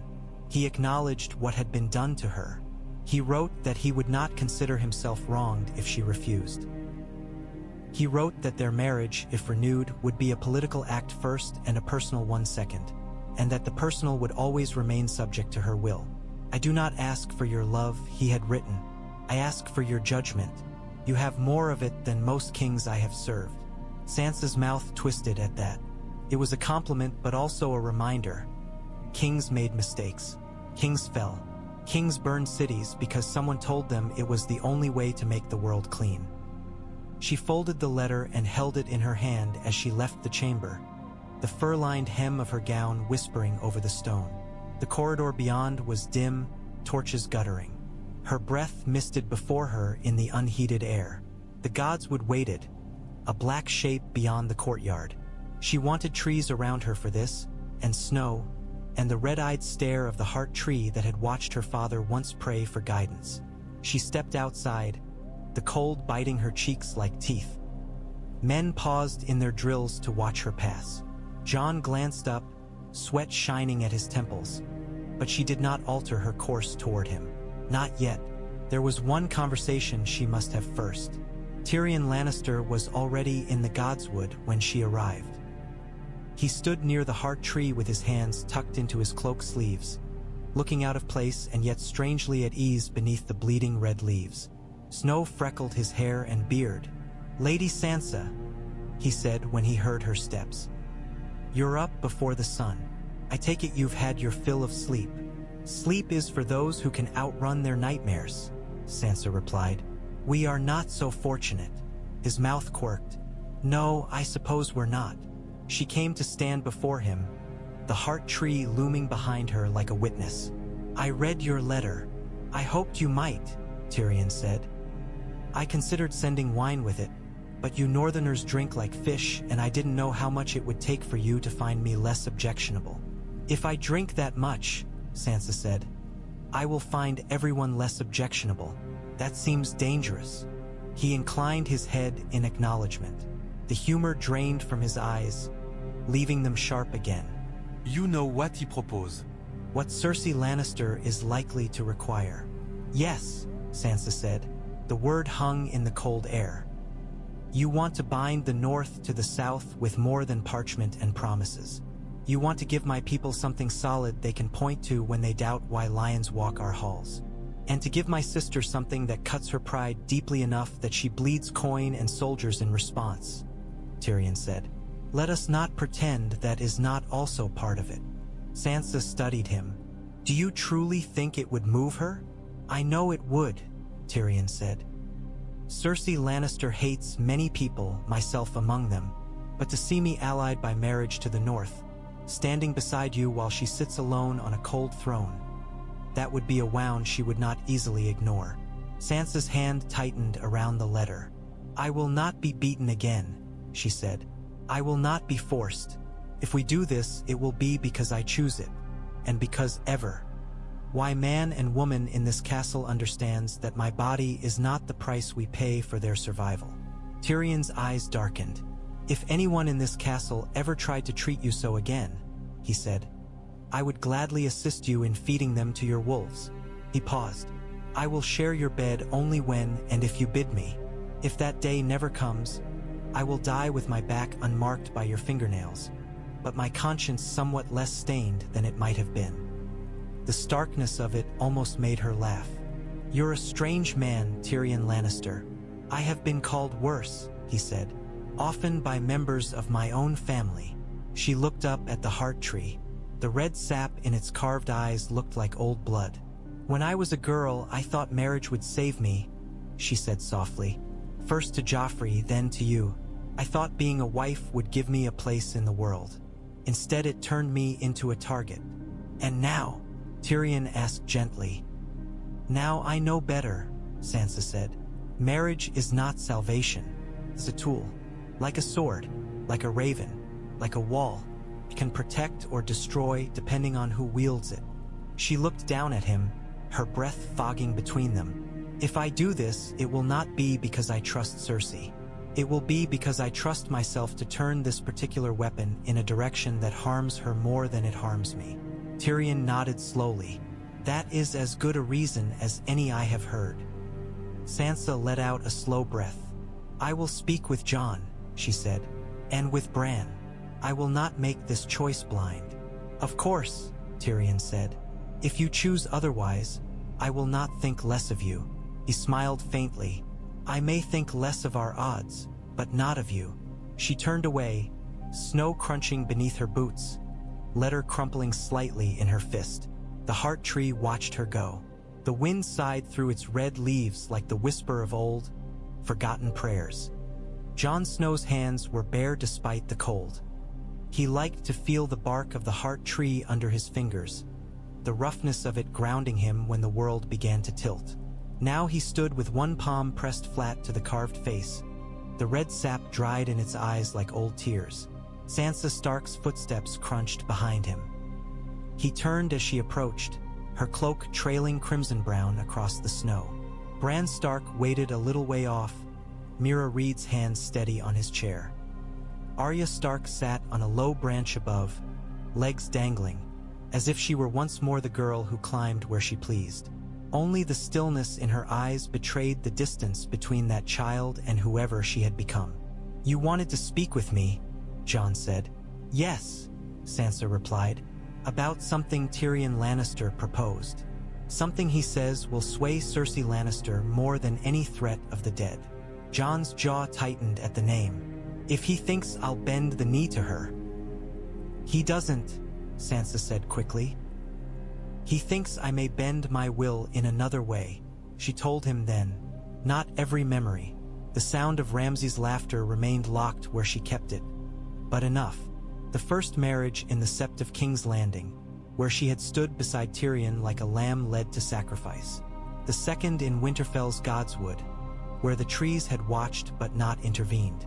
The proposal now to renew the first union, not as a torment but as a shield. "You said no once," Jon said hoarsely when she finished. "You told me after the battle that you never wanted to be used that way again. And now he asks you to tie yourself to his house? To his name?" "Tyrion Lannister doesn't ask," Sansa said. "He offers. There's a difference. And he is not his house." "He is still a Lannister," Jon said. "The North remembers. We remember what his father did, what his nephew did, what his sister did." "Yes," Sansa said, "we remember. But we also remember who held my hand before our wedding feast and told me I might drink as much as I liked, and who never touched me without my word. We remember who gave Brienne of Tarth the sword that brought me back here. There are debts in all directions, Jon." Arya shifted above them, her boots knocking a little snow loose. "If you don't want it," she said, "say no. No one here will force you into a bed again. If they try, they'll answer to Needle."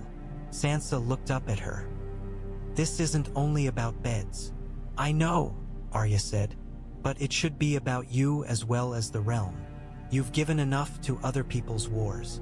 Jon glanced from one sister to the other, torn between the urge to protect and the weight of command. "Bran," he said, "you said you see paths. What happens if we do this? If Sansa agrees? Bran Stark's gaze seemed to focus on something beyond them and yet through them. The wind stirred his hair. "There are many ways this can go," he said. "Some end in darkness no matter what we do. Some end in a few lights burning in the night. More of the second kind happen when the wolf and the lion are bound tightly." "You mean the marriage," Sansa said. "I mean the alliance," Bran replied. "Marriage is one thread in it. A bright one pulls other threads with it. Gold, men, decisions made in moments that ripple outward. A choice to trust in one place that makes trust possible in another." "Are there paths where we survive and she is not wed to him?" Arya asked.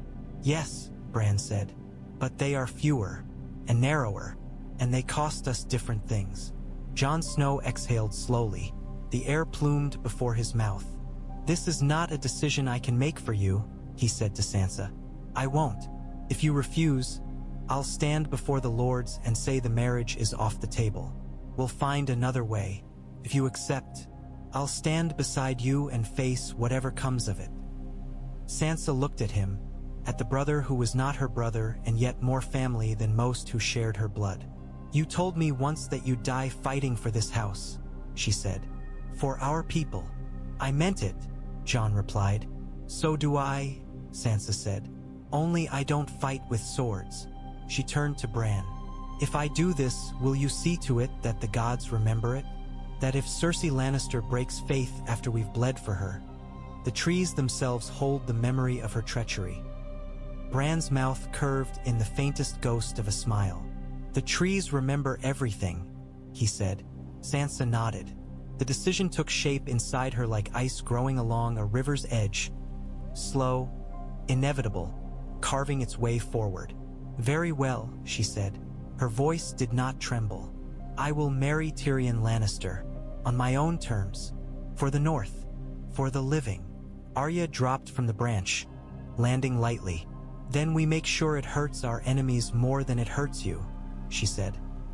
"And we keep our knives sharp." Jon's hand found Sansa's for a moment, their fingers tightening around each other's. The heart tree watched, silent and implacable, as another Stark bound herself to the fate of the realm. The great hall had been full before, but never had it felt so tightly packed as it did now. Lords and their men lined the long tables, shoulders brushing, breath misting faintly in the cool air. The smell of smoke and sweat and wool hung thick as a second cloak. Above them, the carved direwolves looked down from the walls, their stone eyes catching the dancing firelight. Jon Snow stood at the high table, but it was Sansa Stark who stepped forward. Tyrion Lannister sat just below, his small frame perched on a stool, his expression composed. Jaime Lannister stood near the fire, one hand resting on the mantle, the other gloved over gold. Brienne of Tarth was a solid presence beside a pillar, eyes scanning the room for threats. Arya Stark lingered in the half-shadow beyond, where few eyes noticed her and those that did swiftly looked away. Davos Seaworth banged the butt of his staff on the floor, calling for silence. The murmurs died reluctantly. "My lords," Sansa began. Her voice, clear and steady, reached the back of the hall. "You have heard that we sent a raven south, that we received an answer. You know that the dead march on us, and that we do not yet have enough steel to stand against them alone." Lord Glover scowled, his thick beard bristling. "We have the North," he said. "The North is enough." "Is it?" Sansa asked. "Ask the Umbers, who lost their castle at the wall's shadow. Ask the men of the Night's Watch, who now number less than half what they did a generation ago. Ask the wildlings who have no homes at all, and whose dead walk in the snows beyond our sight." A murmur ran through the hall. Lyanna Mormont's small face was fierce, her eyes bright. "We do not stand here today because the North is unbreakable," Sansa continued. "We stand here because we have already bled. We have already lost brothers and fathers and sons and daughters. We stand here on a knife's edge. One step the wrong way, and there is nothing beneath us but the dark." Jon shifted beside her, his jaw tight, but he let her speak. This was her battlefield. "We asked the South for aid," Sansa said. for gold to buy food and forge weapons, for men to hold the lines with us, for a recognition that this war is not between houses, but between life and death. She paused, allowing the words to settle. The South answered. Lord Serwyn grunted. And what price do they ask for their help? The Lannisters don't lift their swords for charity. Sansa's gaze found Tyrion briefly. They ask for a bond, she said. Something more binding than promises.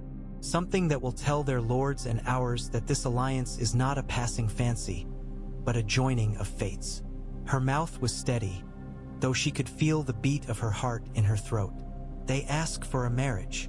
The word dropped into the hall like a stone into a still pond. Ripples of shock and anger spread outward. Someone swore. Another laughed, short and incredulous. A marriage? Lyanna Mormont demanded.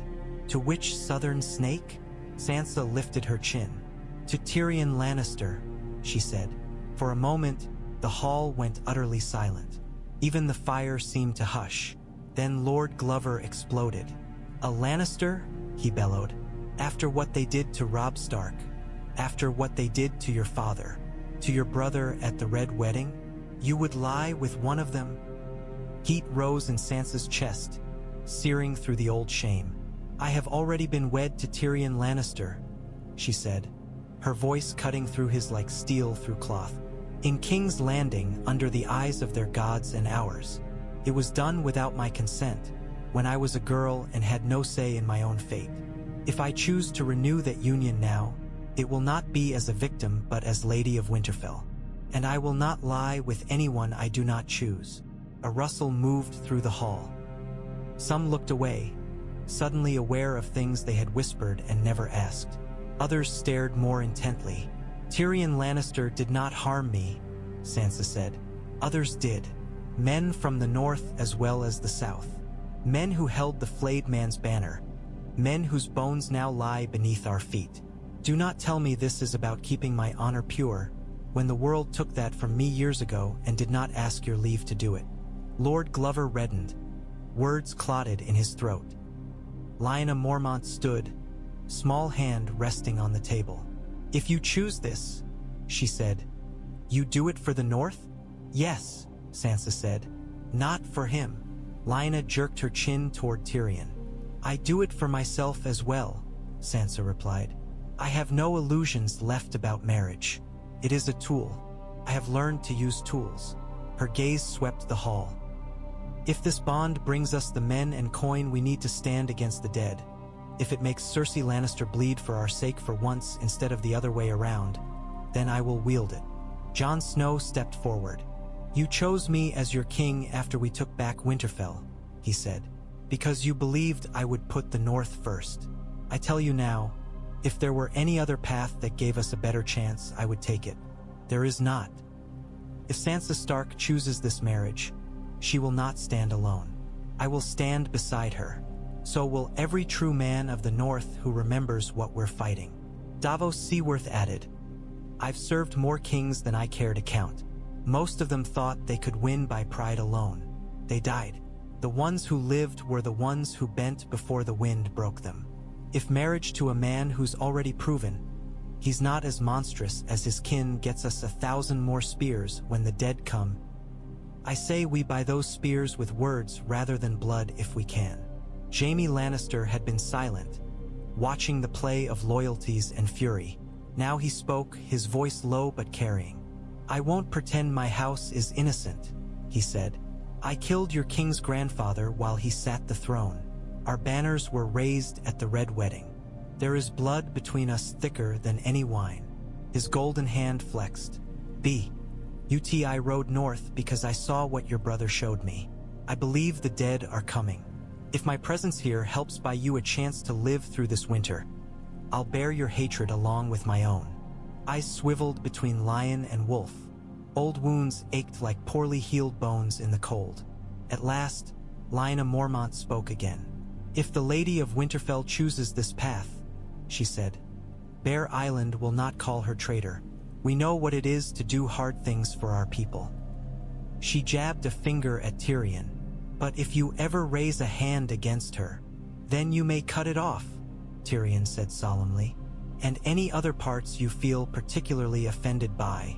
A ripple of reluctant laughter went through the hall, easing some of the tension.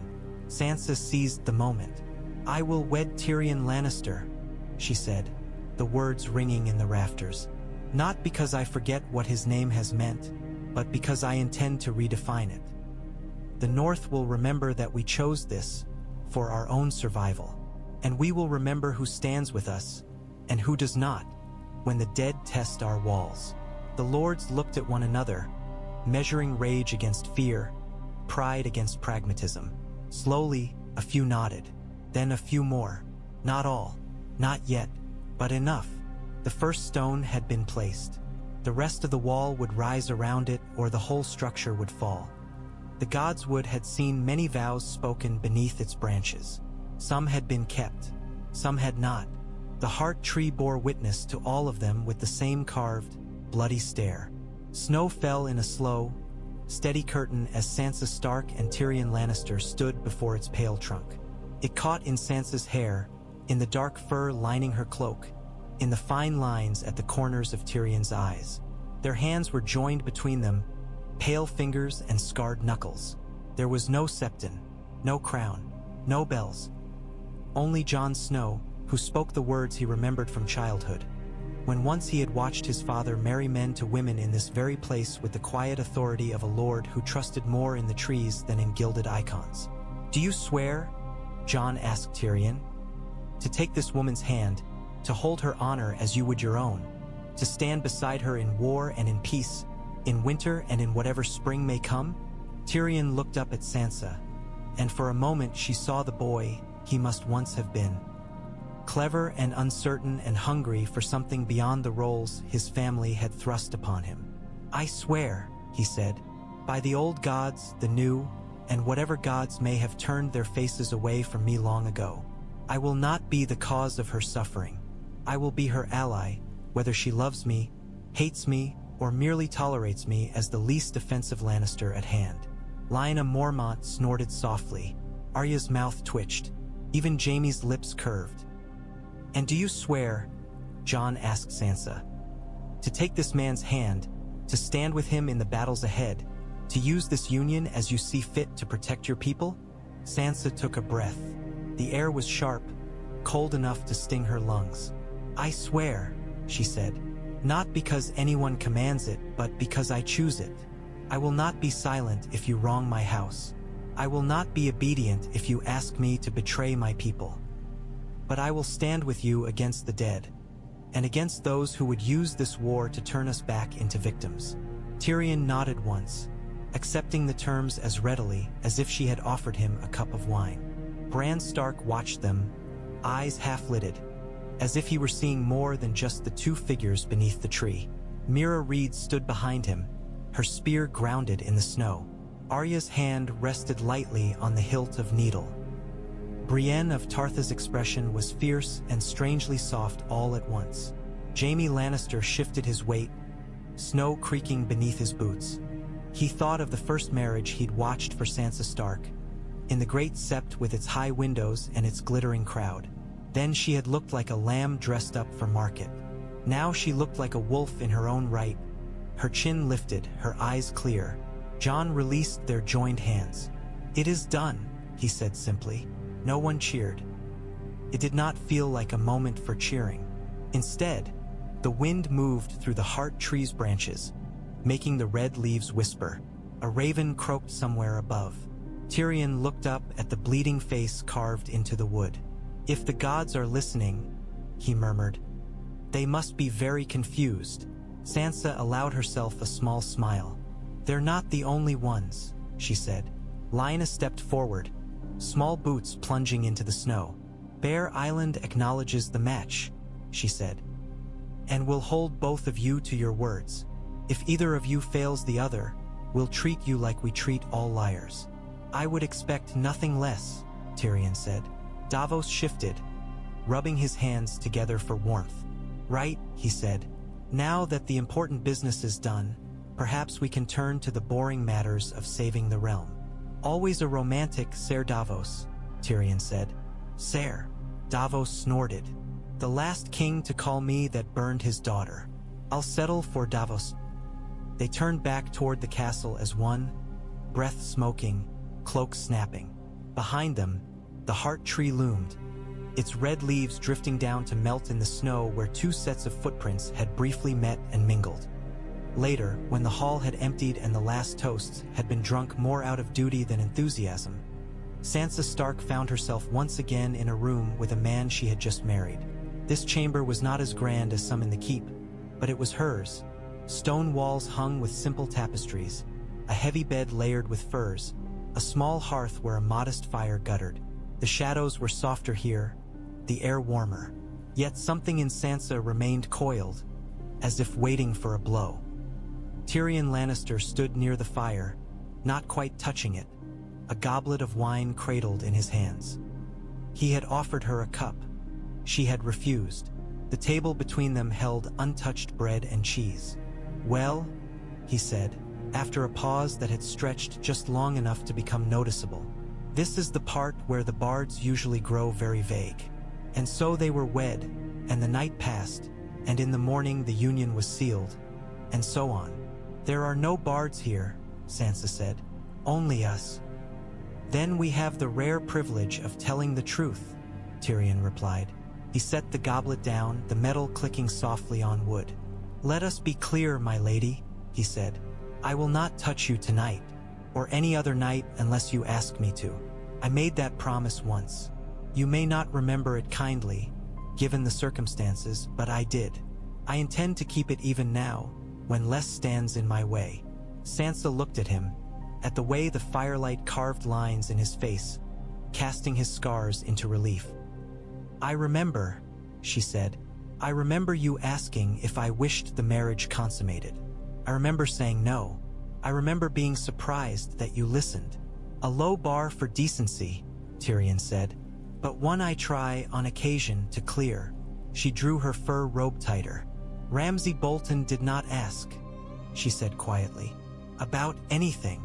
"I know," Tyrion said. His eyes darkened.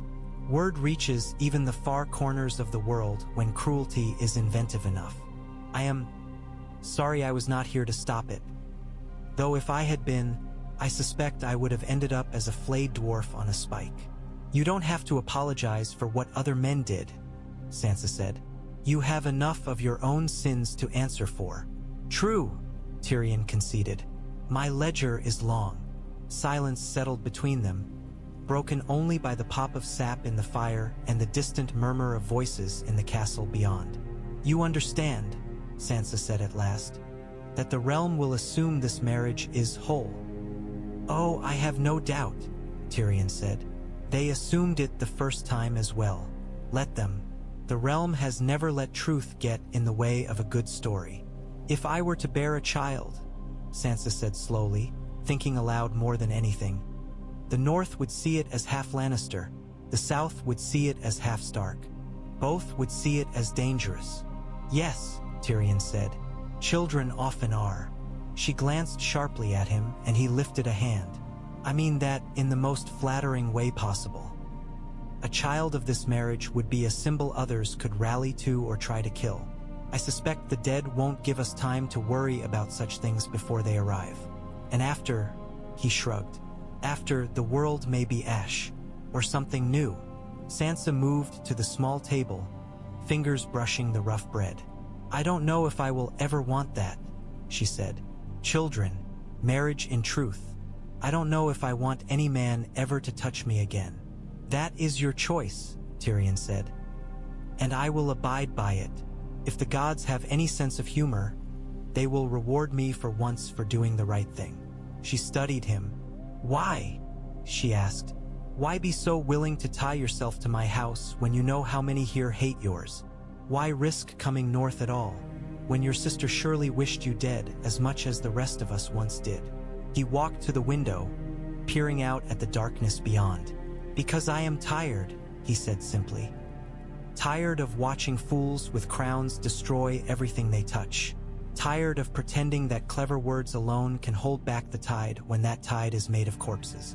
Because once, in King's Landing, I told you that we were both at the mercy of the same monsters. I'd like, for once, to stand on the side that fights the monsters instead of feeding them." He turned back to her, and there was no jest in his expression now. "Because you deserve better than what this world has given you," he said. "And if I can be some small part of that, perhaps when the dead come to weigh my soul, they'll be slightly less inclined to throw me into the darkest corner of whatever afterlife exists." Sansa's throat felt tight. "You speak as if you expect to die," she said. "I expect everyone to die," Tyrion replied. "It's Westeros, but I'd prefer we do it later rather than sooner." He inclined his head. "If it eases your mind, I'll take a bed in the adjoining chamber. We can have a guard sit between the doors if you like. I have no wish to be found murdered in my sleep by your sister." "If Arya Stark wanted you dead," Sansa said dryly, "you wouldn't make it to the bed at all." "Comforting," Tyrion said. "Still, I choose to trust in her restraint, for tonight at least." Sansa nodded. "The adjoining chamber will do," she said. "No guards. If you meant to harm me, you've had enough chances already. And if I meant to harm you—" Her eyes flicked to a small dagger on the table. Tyrion followed her gaze. "Then I shall be very polite," he said. "Good night, Lady Stark." "Good night, husband," she said, the word tasting strange on her tongue, neither sweet nor wholly bitter. When the door closed quietly behind him, she sat on the edge of the bed and let herself feel, for a few breaths, the weight of what she had done. Then she lay down, facing the wall, and tried to imagine a future in which this choice would mean more lives saved than lost. The Godswood trees whispered outside, and the wind rattled faintly at the shutters like a hand trying to get in. The next morning, the war returned to the forefront, as it always did. Marriage vows were one thing, logistics were another, and the dead cared little for either. The strategy chamber off the Great Hall was cramped, its walls lined with shelves holding old maps and ledgers. A large table consumed most of the space, its surface dominated by a roughly drawn map of Westeros. Small carved pieces clustered on it. Wolves in gray wood, lions in golden-stained oak, ships, towers, and a new set of pieces Bran had insisted on adding. Crude figures painted a pale, unnatural blue. Jon Snow stood at the table's head. Sansa Stark and Tyrion Lannister flanked him. Jaime Lannister leaned against a wall, arms crossed, one boot braced on the stone behind him. Davos Seaworth occupied a corner near the hearth, where a small fire fought against the room's chill. Bran Stark's chair had been wheeled in, Mira Reed standing behind him like a silent squire. "We have Dragonglass here," Jon said, tapping Dragonstone with one finger, "and in smaller deposits near Skagos and along the Broken Branch. We need as much of it as we can get into spearheads, arrowheads, and blades before the dead reach the wall in force." "Tyrion Lannister, what can your sister offer?" Sansa asked, her voice cool, businesslike. "Coin," Tyrion said. "More than the North has seen in a generation. Enough to buy food, pay blacksmiths to work day and night, hire cell sails to carry Dragonglass from Dragonstone to White Harbor. She can send engineers, masons, men who know how to build fortifications quickly. And she can send soldiers. Not as many as she had before the wars hollowed out her strength, but enough to stiffen our lines." Jaime nodded grudgingly. "The Lannister host is not what it once was," he said. "But the men who remain are veterans. They've fought in the Riverlands at the Blackwater in half a dozen skirmishes since. They know fear. They also know how to stand when afraid." "They'll need to," Davos muttered. Sansa frowned at the map. "We'll need to secure the road from King's Landing to White Harbor," she said. "No sense in sending gold north if bandits or broken men take it before it reaches our coffers. The Riverlands are still unstable. Some of the Frey men survived." "We can place way stations," Tyrion suggested. "Small garrisons at key points, stocked with provisions. If the dead drive refugees south, those way stations can serve as temporary shelters as well." "And the Iron Bank?" Sansa asked. "You know they had dealings with your father, your sister, They also had dealings with Stannis Baratheon, Davos said. And they remember how that turned out, Tyrion added.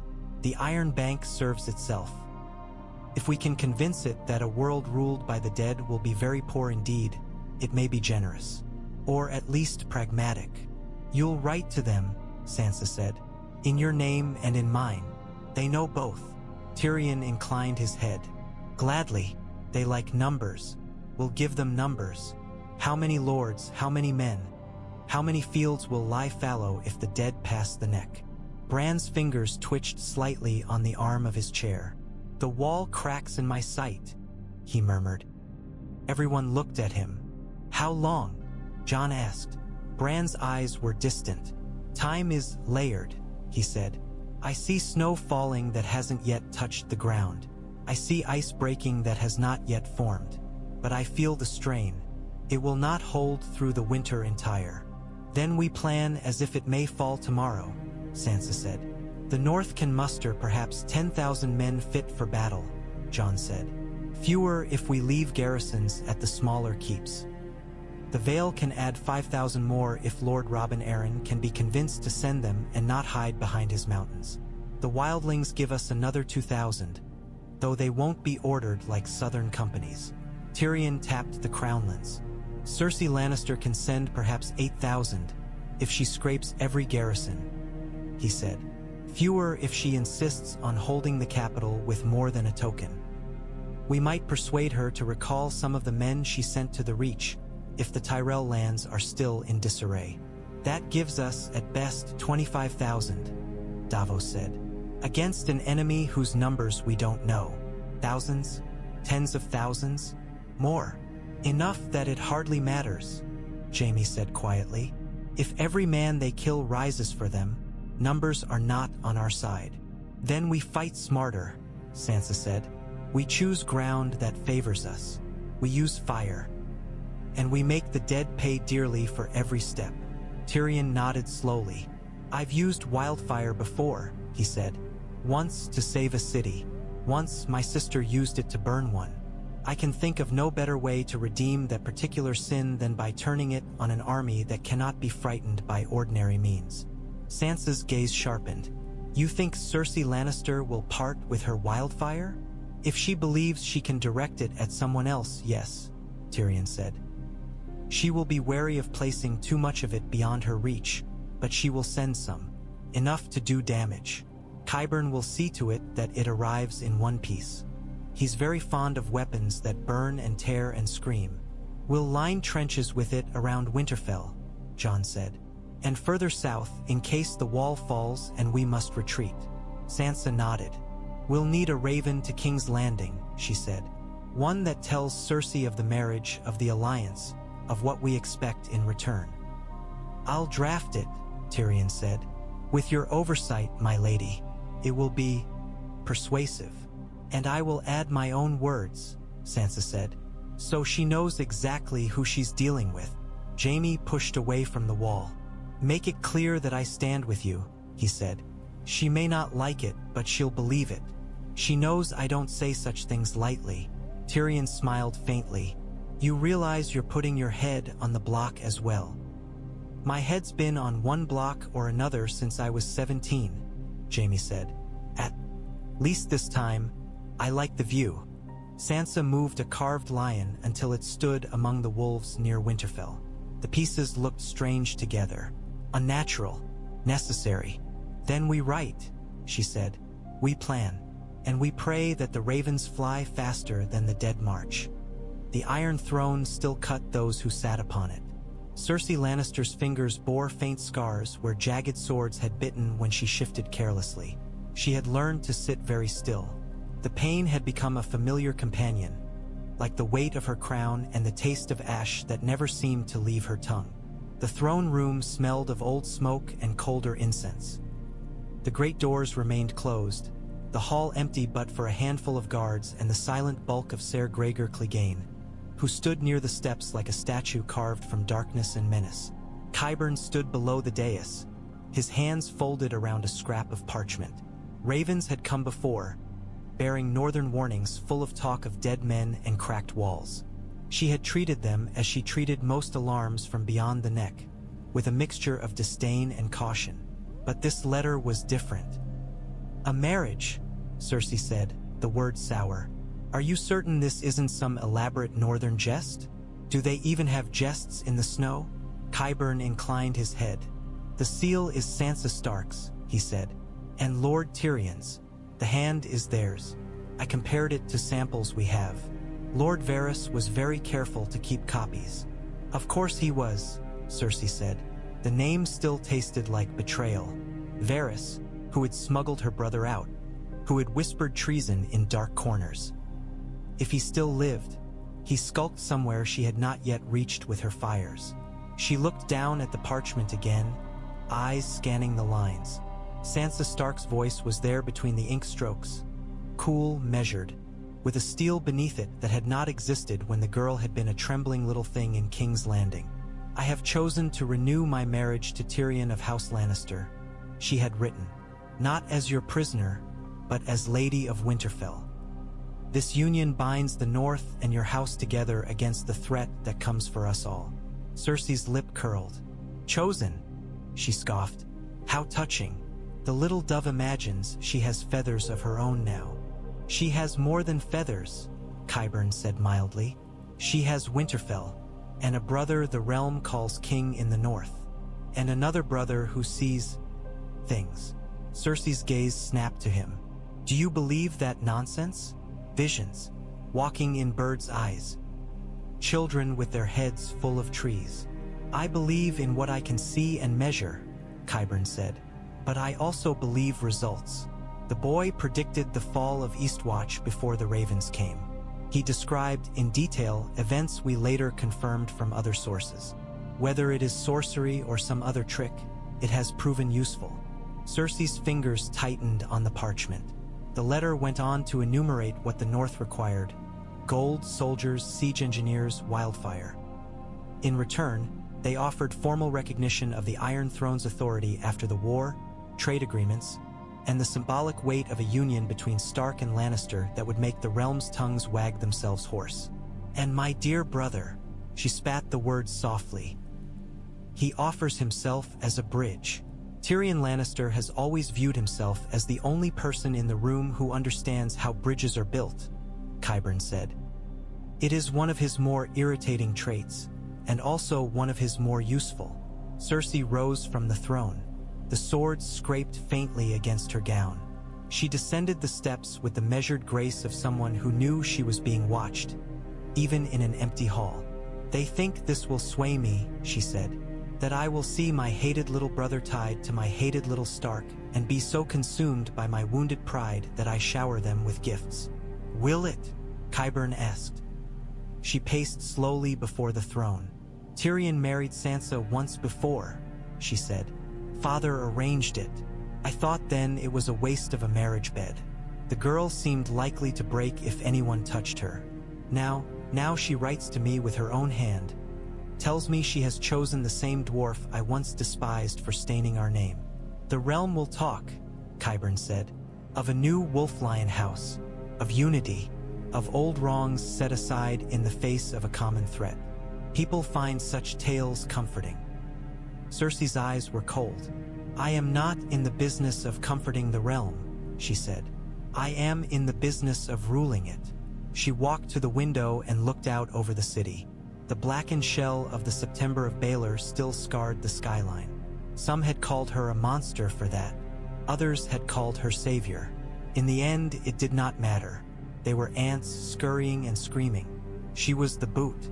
"The dead," she said almost to herself. "If they are real, if they march, what do they care for thrones and banners? They will sweep through north and south alike. The map will be blank again. No lions, no wolves, no dragons, only bones." She considered that, turning it over in her mind like a gem. "I will not die gnawed by corpses," she said. "If this threat is real, I will meet it on my terms. If it is not, then the North has tied itself publicly to a kinslayer and a queen who burned her own city. Either way, they make themselves vulnerable." Qyburn's smile deepened a fraction. "So you will grant their request?" I will grant what suits me, Cersei said. We will send gold. Enough to make a difference, not enough to impoverish us. We will send soldiers, but not all. King's Landing must remain strong, and we will send Wildfire under careful guard, with orders that it be used as we dictate. And in return? Qyburn asked.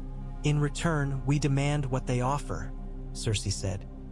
A public declaration that Sansa Stark's marriage to Tyrion Lannister is valid and binding. An oath from the North that they will recognize my authority after the war. Hostages, perhaps.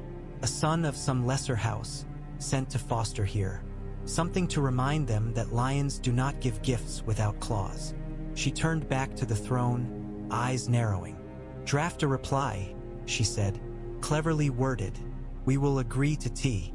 Air terms in principle and entangle them in details. We will bind them to us even as we plan for the day we cut the rope. And send ravens to the Gold Cloak's captains. We will begin quiet preparations in the harbor. For what, Your Grace? Qyburn asked. For alternatives, Cersei said. If the North fails, if the dead break through, I will not be trapped in this city waiting for them. There are always ships. There are always other shores. And the Golden Company? Qyburn ventured. Shall I continue our preliminary inquiries? Cersei smiled, a thin, sharp thing. Oh yes, let the wolves and the dead batter each other to pieces in the snow. When the dust settles, lions will still have teeth. She looked down at Sansa Stark's neat, unshaking script and thought of another girl's careful hand writing letters she had never sent. Time turned on itself. Write to them, she repeated. Tell them the crown stands with the North. Tell them the lions are coming to fight beside the wolves. Her smile widened. And let them wonder which we mean. Gold had always been the Westerland's truest harvest. Now it flowed from the earth in a steady stream, men descending into the deep, damp dark with picks and torches and emerging with sacks heavy enough to bend their backs. In one mine near Casterly Rock, an overseer wiped sweat from his brow and shouted for more carts. The veins ran thinner than in Tywin's day, but they were not yet exhausted. Coin clinked into chests. Ingots were stacked and stamped with the lion. Writs were signed. Wagons rolled eastward, guarded by men whose eyes flicked constantly to the horizon, as if expecting snow to fall at any moment even this far south. In Lannisport's forges, blacksmiths hammered steel into shape, sweat steaming in the winter air. Swords, spears, armor plates, horseshoes, everything a marching host would need. The sound of hammers rang through the narrow streets, mingling with the shouts of children playing at war with wooden swords they pretended were Valyrian. In the Red Keep cellars, Qyburn moved among racks of sealed clay jars, humming softly. Each jar contained wildfire, its emerald glow seeping faintly through the cracks. He oversaw the careful loading of a select number into iron-bound crates, each crate lined with straw and marked with a sigil so obscure only a few in the castle knew what it meant. A gift for our northern friends, he murmured to one of his assistants. Handle them as you would a viper, gently and with great respect. In the Red Keep's armory, captains read orders stamped with Cersei Lannister's seal. Selected companies were told to muster. Men from the Crownlands, knights whose vows had grown dusty in peacetime, foot soldiers whose main battle had been against boredom. Some grumbled as they buckled on mail they had not worn in years. Others accepted the news with grim resignation. War was, after all, the only trade Westeros never failed to practice. On the Blackwater, shipwrights inspected hulls, tested ropes, and checked stores. A few galleys were quietly set aside, their holds cleared with more care than the rest. They were provisioned as if for a long journey, their crews handpicked. Ser Bronn of the Blackwater, now a lord of some small, meaningless patch of land, watched a column of carts rumble past outside the city gates, each wagon's tarp covering unknown cargo. He spat into the dirt. Always moving gold, these people, he muttered to no one in particular. Always planning for the next bloody mess. He wasn't wholly sure why he hadn't yet taken his winnings and sailed east. Maybe he liked the chaos. Maybe he was too stupid to run. Or too clever, and waiting for the next opportunity to present itself. The wagons bearing gold, ingots, and carefully concealed wildfire rolled out of King's Landing under banners snapped taut by a cold wind. Their destination lay thousands of leagues away, up the Kingsroad and beyond the Neck, to a land where coin mattered less than fire and flesh. Somewhere between those two truths, fortunes would be won and lost, not in ledgers but in graves. The raven arrived on a wind that smelled of distant sea salt and something else. A faint, acrid tang that made the maester's nose wrinkle as he coaxed the bird from the air. Its black eyes were bright, its feathers ruffled from the long flight. Now it perched on the maester's arm in the great hall, preening idly as he unrolled the parchment bound to its leg. The seal had been broken already by Sansa Stark's hand, but she had not read the letter aloud. Not yet. That she had left for this moment. From her grace, Cersei of House Lannister, first of her name, the maester began. Murmurs rippled through the hall. Even spoken in Winterfell, the titles felt out of place, like a southern gown draped over a northern girl. Queen of the Undulls and the First Men, protector of the Seven Kingdoms, the maester continued. To Sansa of House Stark, Lady of Winterfell, and Jon Snow, called King in the North. The letter's phrasing was careful, each word weighed like coin. We have read with interest, the maester recited, of the North's troubles and of the tales you send south of walking corpses, frozen kings, and winters that do not end. The crown takes all threats to the realm seriously, even those that sound like stories told by old women to frighten children. A shifting among the benches. Lord Glover's lip curled.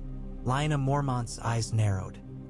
In recognition of your renewed union with our brother, Tyrion of House Lannister, the maester went on, and in the spirit of peace between our houses, we are prepared to offer assistance to the North in its struggles.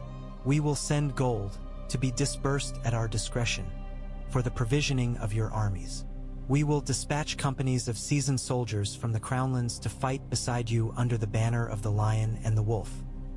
We will grant you a portion of the crown stock of Wildfire, under strict terms of use, to employ against this enemy of yours. Jaime Lannister's jaw tightened. Tyrion's expression did not change, but his eyes flicked to Sansa. In return, the maester read, we expect certain assurances that the North will, upon conclusion of this conflict, recognize the authority of the Iron Throne over all seven kingdoms, including the so-called independent North. That the marriage between Lady Sansa Stark and Lord Tyrion Lannister be publicly affirmed as lawful and binding, with all rights and obligations attached. That one or more noble youths of suitable rank from the North be sent to King's Landing as honored guests of the crown, to be fostered at court as symbols of our renewed trust. Arya Stark's fingers twitched nearer the knife at her belt. Honored guests, she murmured, like birds in a gilded coop. There is more, the maester said. He continued, voice steadier than some in the hall.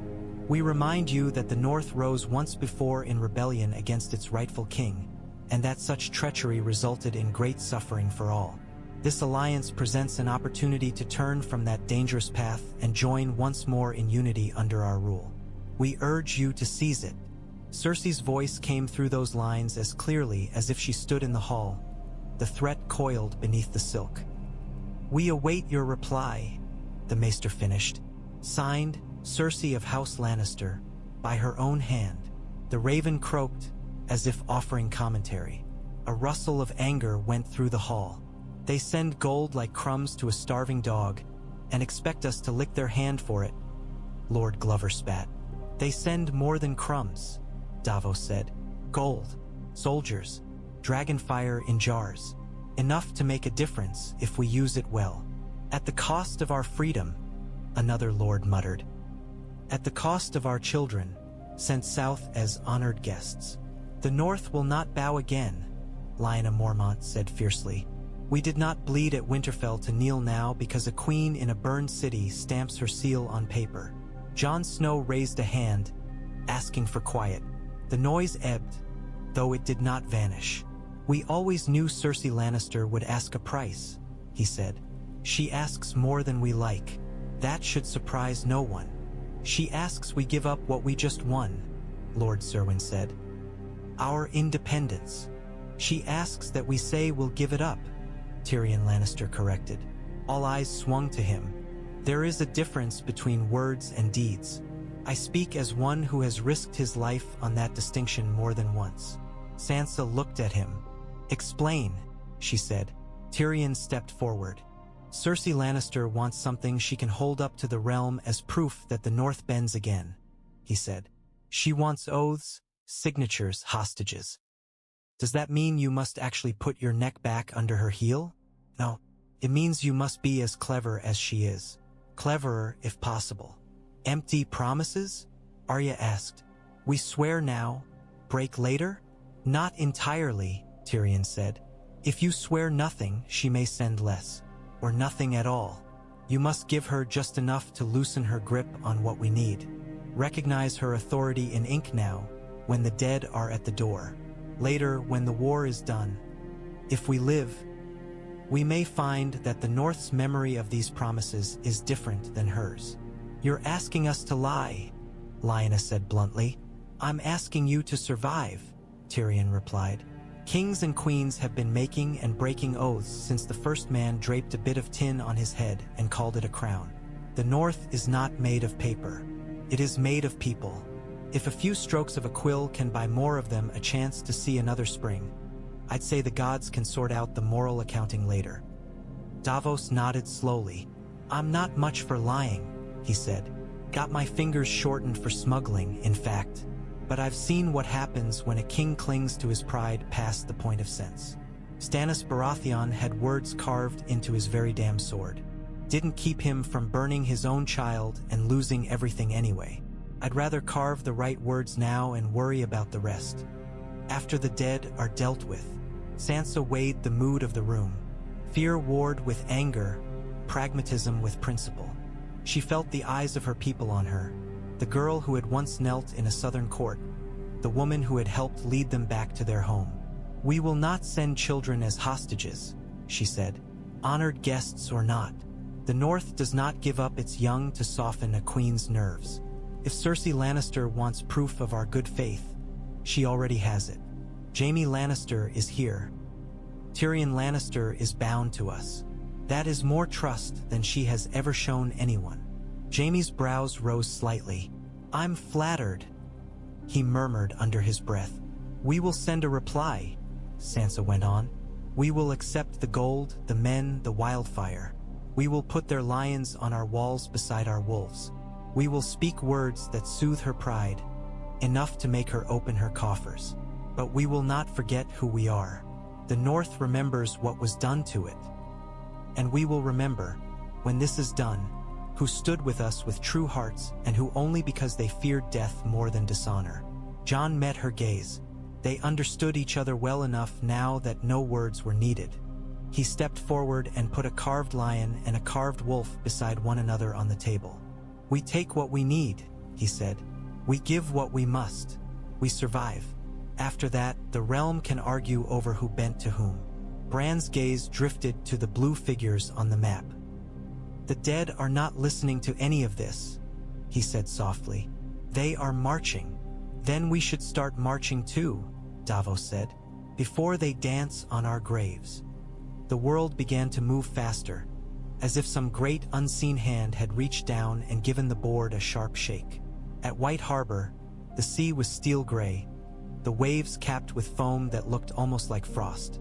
Ships bearing the lion banner wallowed into port, their hulls heavy with cargo. Men in thick wool cloaks shouted orders as gangplanks thudded into place. Crates were unloaded, chests of coins stamped with the lion, barrels of grain, bales of cloth, bundles of spear shafts. Among them, guarded more closely than any treasure, were iron-bound crates that clanked ominously when moved.